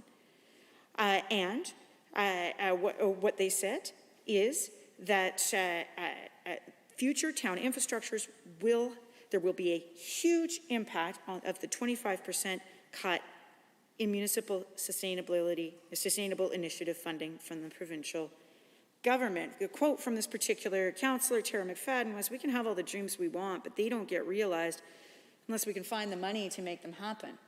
They will not be finding that financial support from the province, because the province chose instead to give away $4.7 billion to already profitable corporations that are posting eye-popping quarterly profits, not even annual profits, but quarterly profits that make the corporate tax cut almost pale in comparison. So the fact of the matter is our friends in Cochrane will have less recreational infrastructure, and there's difficult decisions around how to build the pool in Vulcan, and so on and so forth. You know, I think what's really important is the voices, too, of municipal leaders. And the reason why we might want to consider this amendment is because certainly municipal leaders do not support this initiative at all. And they are not amused in any way, shape, or form, and have said so publicly. And so, you know, revisiting this decision in a way that is thoughtful, that in fact engages with the people that we are, of another level of government, another order of government, that engages with them in a good faith way to really truly understand the actions that we take in this chamber and their effect on ordinary people's lives, their tax base, their tax levels, because most certainly property taxes are going up. So have fun to the UCP MLAs in this chamber for explaining that to their constituents. I have a fairly easy way to answer those questions, and certainly answer those questions when people say to me, why did my property taxes go up? I say, well, gave away $4.7 billion and cut the funding to municipalities, and now you're paying more. So, you know, I guess other folks are going to say other things, but the fact of the matter is that is exactly why people's property taxes are going up. So, you know, if we are going to do this, which obviously we're calling time allocation on all sorts of things, and you know we're you know absolutely not interested in any real, you know, I think thoughtful engagement with the public policy before us. But if we're going to do that, then let's at least reassemble a committee of the legislature to review the effects of this policy. And once again, you know, this may speak to, and this is the opposition, you know, providing the government an opportunity to somewhat rehabilitate the narrative and the reputation and certainly the public confidence that they have lost, in particular over the last year, where they have now developed a reputation for not being terribly interested in talking to anybody at all about almost anything. And simply, you know, just shouting people out of the room, shouting Barry Morishita, the president of the AUMA, out of the room, who has said, quote, a lot of unintended consequences here from this MSI adventure, and that means a lot less people working in Alberta over the next 3 years. Some projects are going to be laid aside. Some infrastructure maintenance is going to go undone. Again, too, we will see then what kinds of projects are waylaid, what kinds of things are delayed, what kinds of jobs could have been created. And this, you know, might be an interesting opportunity for folks who are having to face those very same voters who just got a massive property tax hike, and find some ways to both rehabilitate the effect on people's pocketbooks, but also the lack of job creation and job growth. You know, we have another quote here from the mayor of Calgary. On the one hand, they want us to build stuff and create jobs. Well, you know, that is, in fact, one of the reasons why we were all sent here. But on the other hand, they want to take away the money we need to build stuff and create jobs. You know, this is on top of really, you know, when it comes to the city of Calgary. So you have some of the fine revenue problems that I spoke of. You have some of the grants in place of taxes reductions as well having an effect on the bottom line for the city of Calgary. You have the serial game playing around the Green Line, 20,000 construction jobs, good paying jobs, where we see, for example, in Edmonton with the Valley Line LRT, we see very good paying jobs for tradespeople, in particular electricians. These are unionized workers who are making a good salary with a good pension and you know, are working locally, so you know, can be home at night with their children and build their families. This is the kind of work that is important. This is the kind of work that we were sent here to support, and the kinds of working conditions for tradespeople that I believe honor the hard work that tradespeople put in terms of an honest day's work.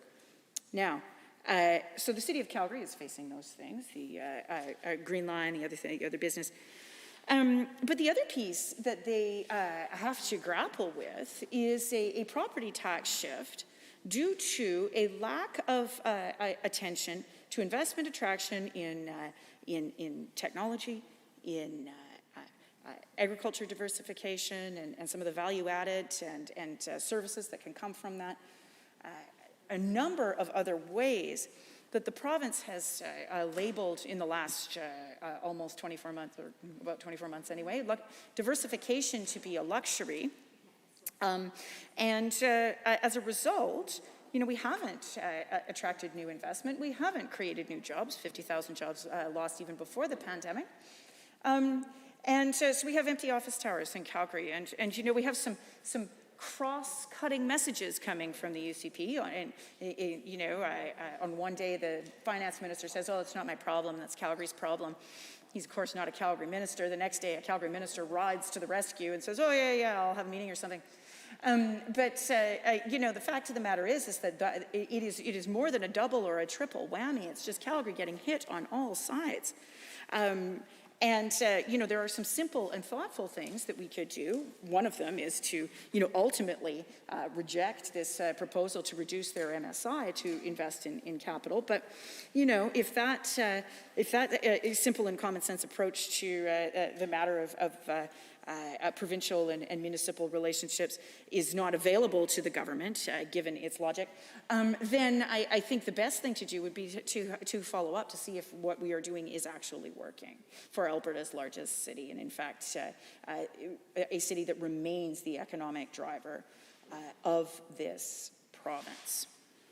And so, you know, for that reason, I think it's very, very important to have this amendment at least in place, such that we can be a little bit more thoughtful rather than the sort of scorched earth approach that we've taken, that apparently embedded within it shows a deep sense of hubris, of taking people in smaller towns and smaller communities in particular absolutely for granted.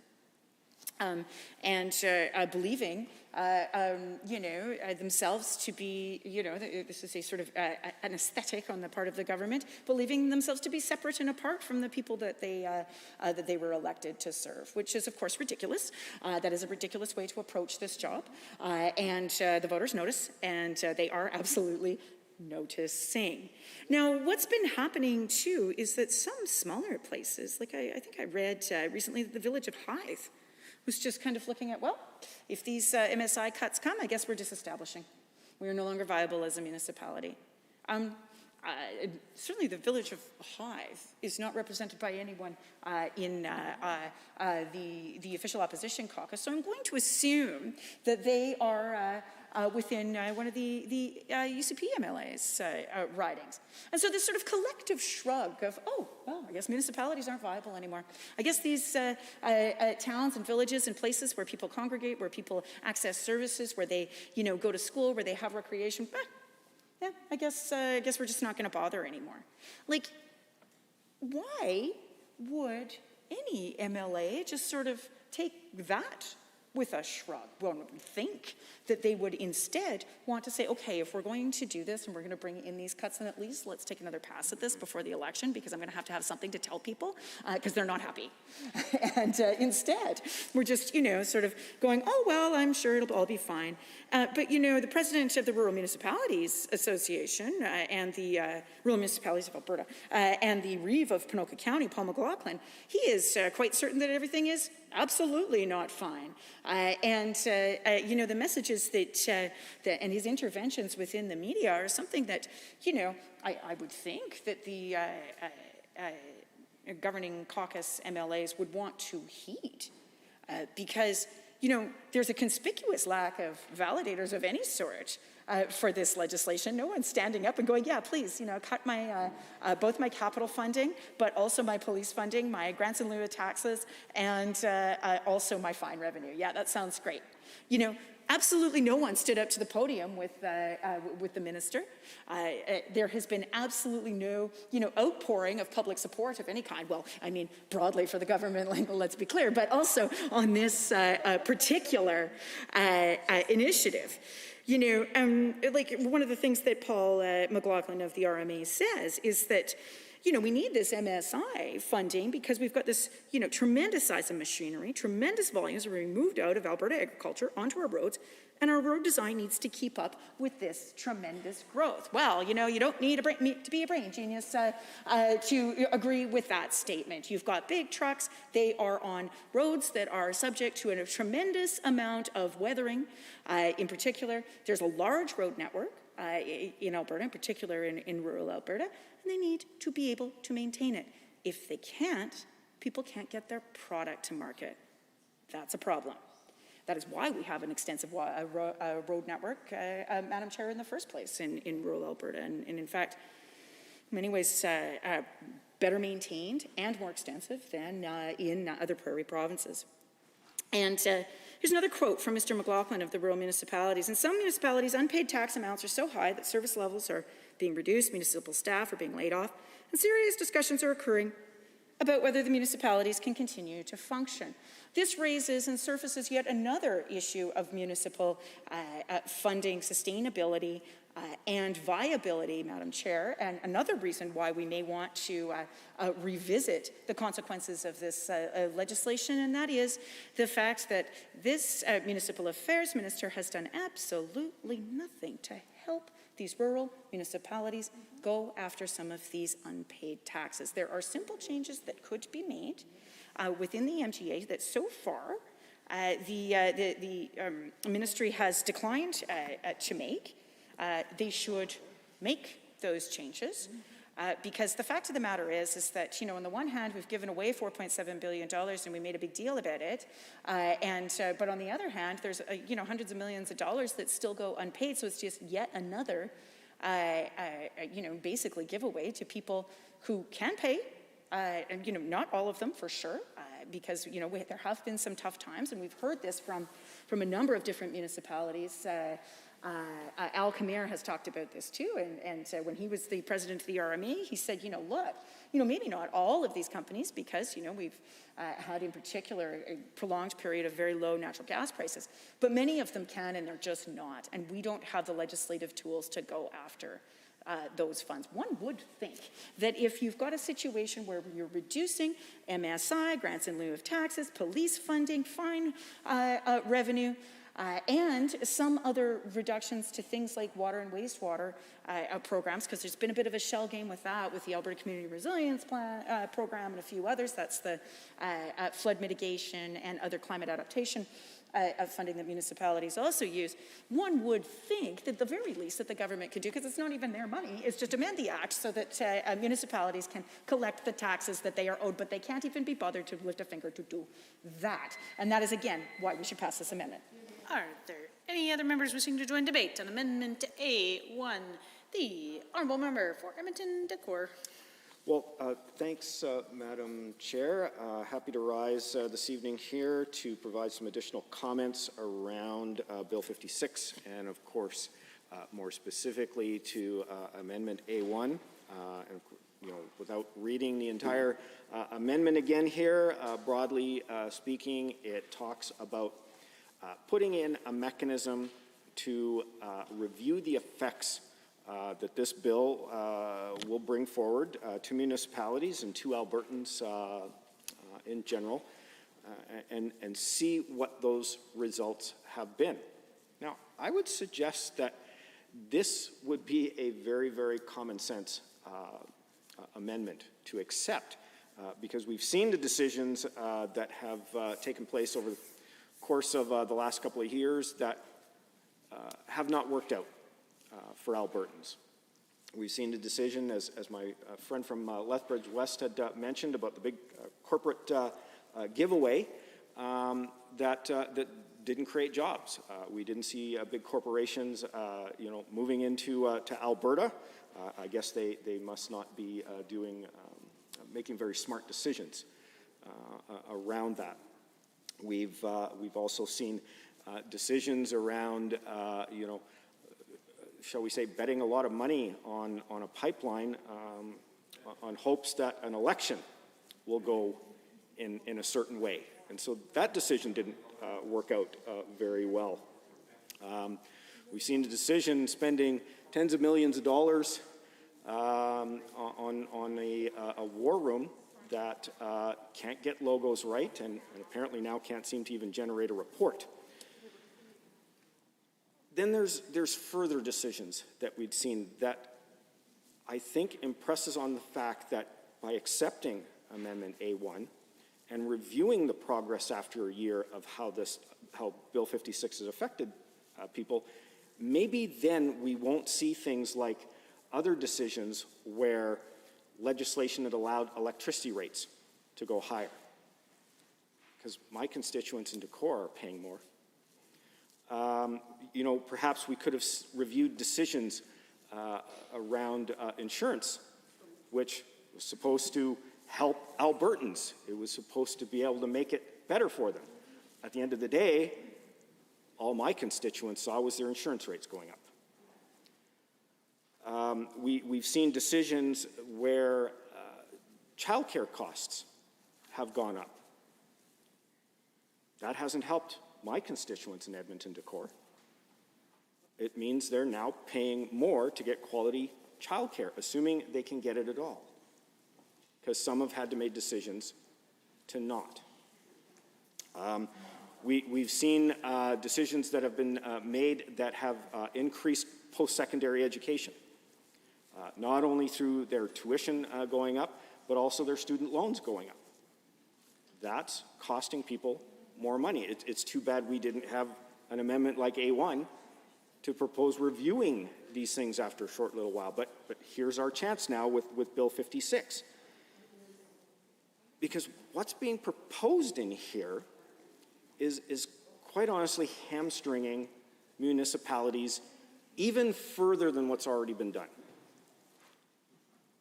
And the reason I say that is because I've seen decisions now being made here in the city of Edmonton directly affecting my constituents in Edmonton Decorah, and actually even more broadly in North Edmonton, just around transit service.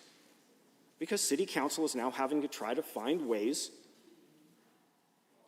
to save the money that they're no longer getting, because the city is still growing, there's still services that have to be provided,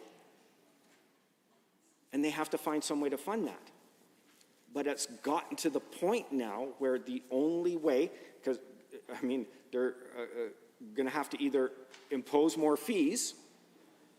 We've already seen the government doing that this evening by imposing more fees to go to public lands,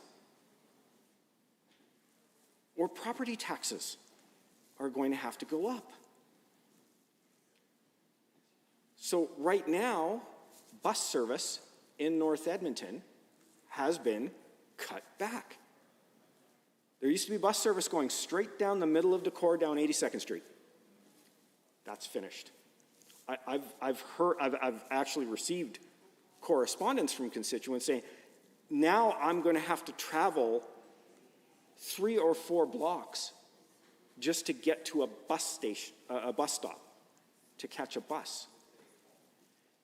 Now, that might not seem like much, but what happens if you have mobility challenges? All of a sudden, that 3 or 4 blocks might as well be 300 or 400 miles. Everybody knows, and I'm certainly not blaming the city of Edmonton for this, but during the winter when we get significant snowfalls, some of the sidewalks don't get plowed that quickly. And I get it because, you know, when homeowners, you know, they're only looking after their section of the sidewalk, there's way more homeowners to be able to shovel that snow than there are city workers to get out there to move that.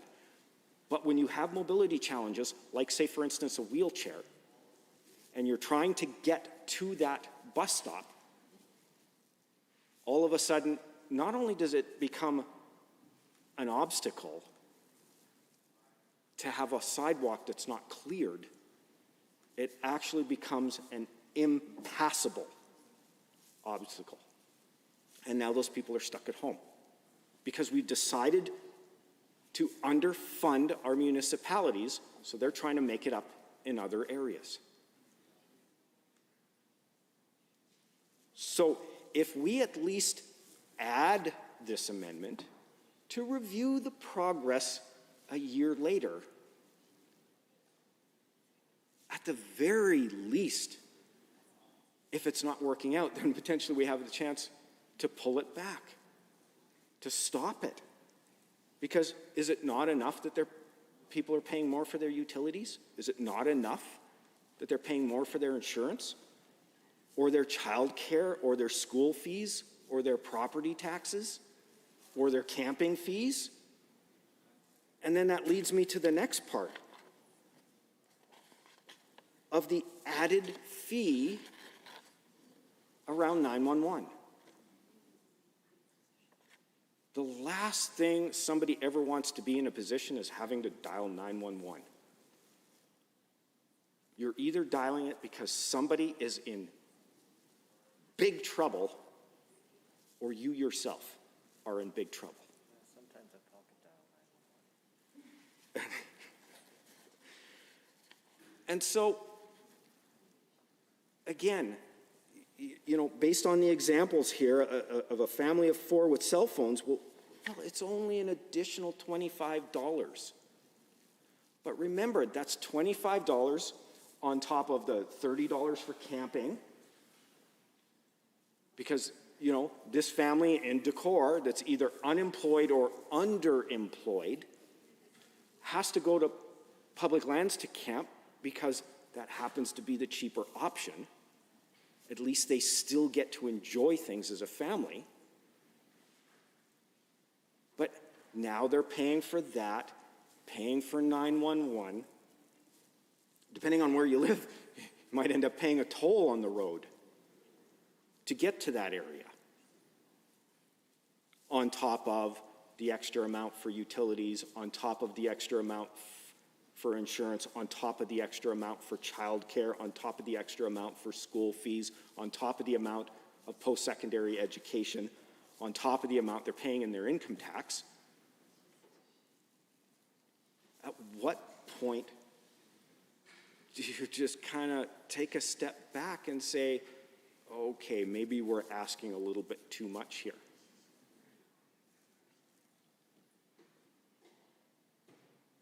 You have to give Albertans an opportunity to weigh in. I mean, that was the whole thing around referendums, was it not, Madam Chair, was to give Albertans a chance to weigh in on things. Why didn't we give them a chance to weigh in on paying these fees to go camp? Why didn't we give them a chance maybe to weigh in on fees for 911? Or their insurance going up? Or their child care fees going up?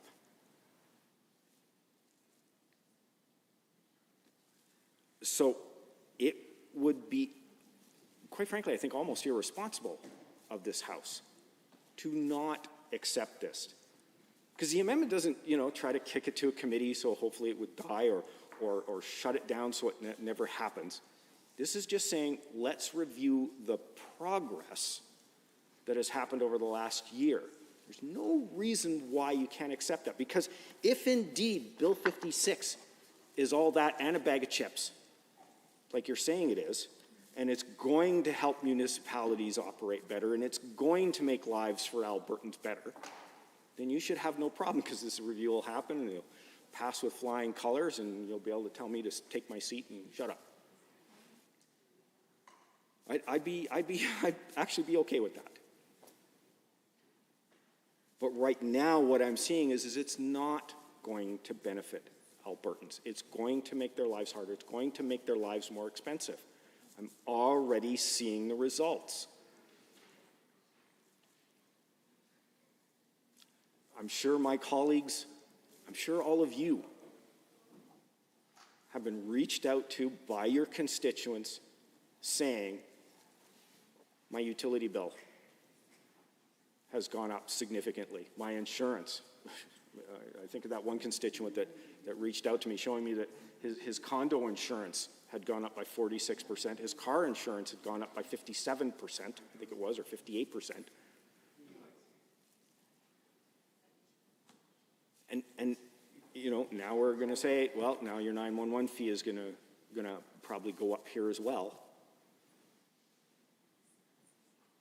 Likely your property taxes will be going up because we're going to make it a lot harder for municipalities to be able to deliver the services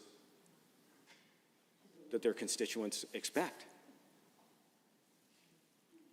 So why not review how that progress has gone over the past year? And Amendment A1, I think, can cover that. Will give us an opportunity to see what the effects are on Albertans. Because as I said, it's getting very, very difficult for the residents of Edmonton to core. They can't even get proper bus service because those things have had to get scaled back. Let alone, you know, their neighborhoods being upkept, sidewalks getting shoveled, roads getting sanded. This is not helping them. But at least promise them that you'll review what's gone on in the past year. Give the municipalities, the opportunity to be able to weigh in and honestly take the feedback. I think at the end of the day, municipalities just want to work with you. They just want to make sure that all of their residents are looked after with all their needs, including things like good bus service. Because I can tell you right now, the challenge is getting greater in Decorah. It's getting greater in North Edmonton. And there's a better way to do it. And so if we do this, we will have an opportunity now to look at the program and find out if that indeed has worked as it's being sold. Because saddling Albertans with a $41 million bill for 911 upgrades, especially, like I said, after the $4.7 billion corporate handout that didn't create jobs, the $1 billion plus on a pipeline that didn't pan out, $30 million, can't even get a report. I mean, I could even go even farther and say, you know, you're spending $10.5 million on a red tape reduction ministry for something that all the ministries could have done anyway. So why saddle Albertans with these things when you can, at the very least, promise them to review the decision? So my hope is, Madam Chair, that members will very, very seriously consider Amendment A1 and will allow things to be reviewed. Because currently right now, I can't see myself accepting Bill 56 as it's proposed. But maybe we might have a chance to look at things in a different light if we at least have some kind of guarantee that we'll look at things a little bit later, if not at least right away before it's actually happened. Because once it's already happened, you've already created the hardship. So in a way, all we'll be doing is trying to make up for the mistake that was made and the hardship that was already created for Albertans. But at least there'd be a point where it could stop if it indeed was going wrong. I believe the fancy word was always the unintended consequences. So if there, and I hope there isn't, but if there is, at least then let's mitigate those unintended consequences as much as we can. And we can review this in a year.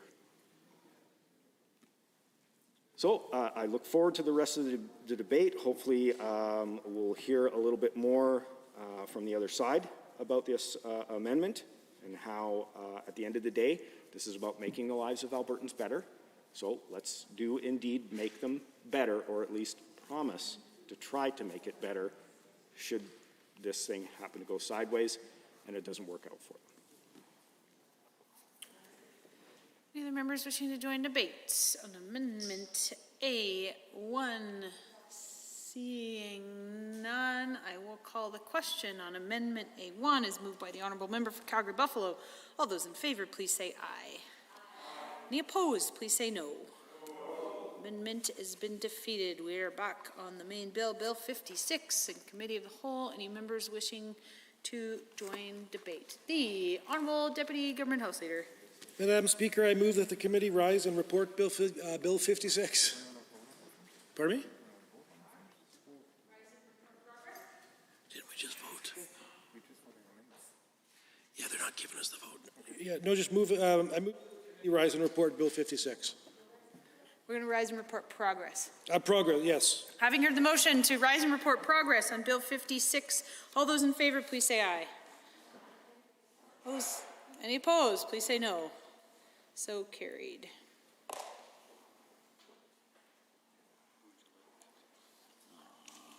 Give it to Whitney. Whitney.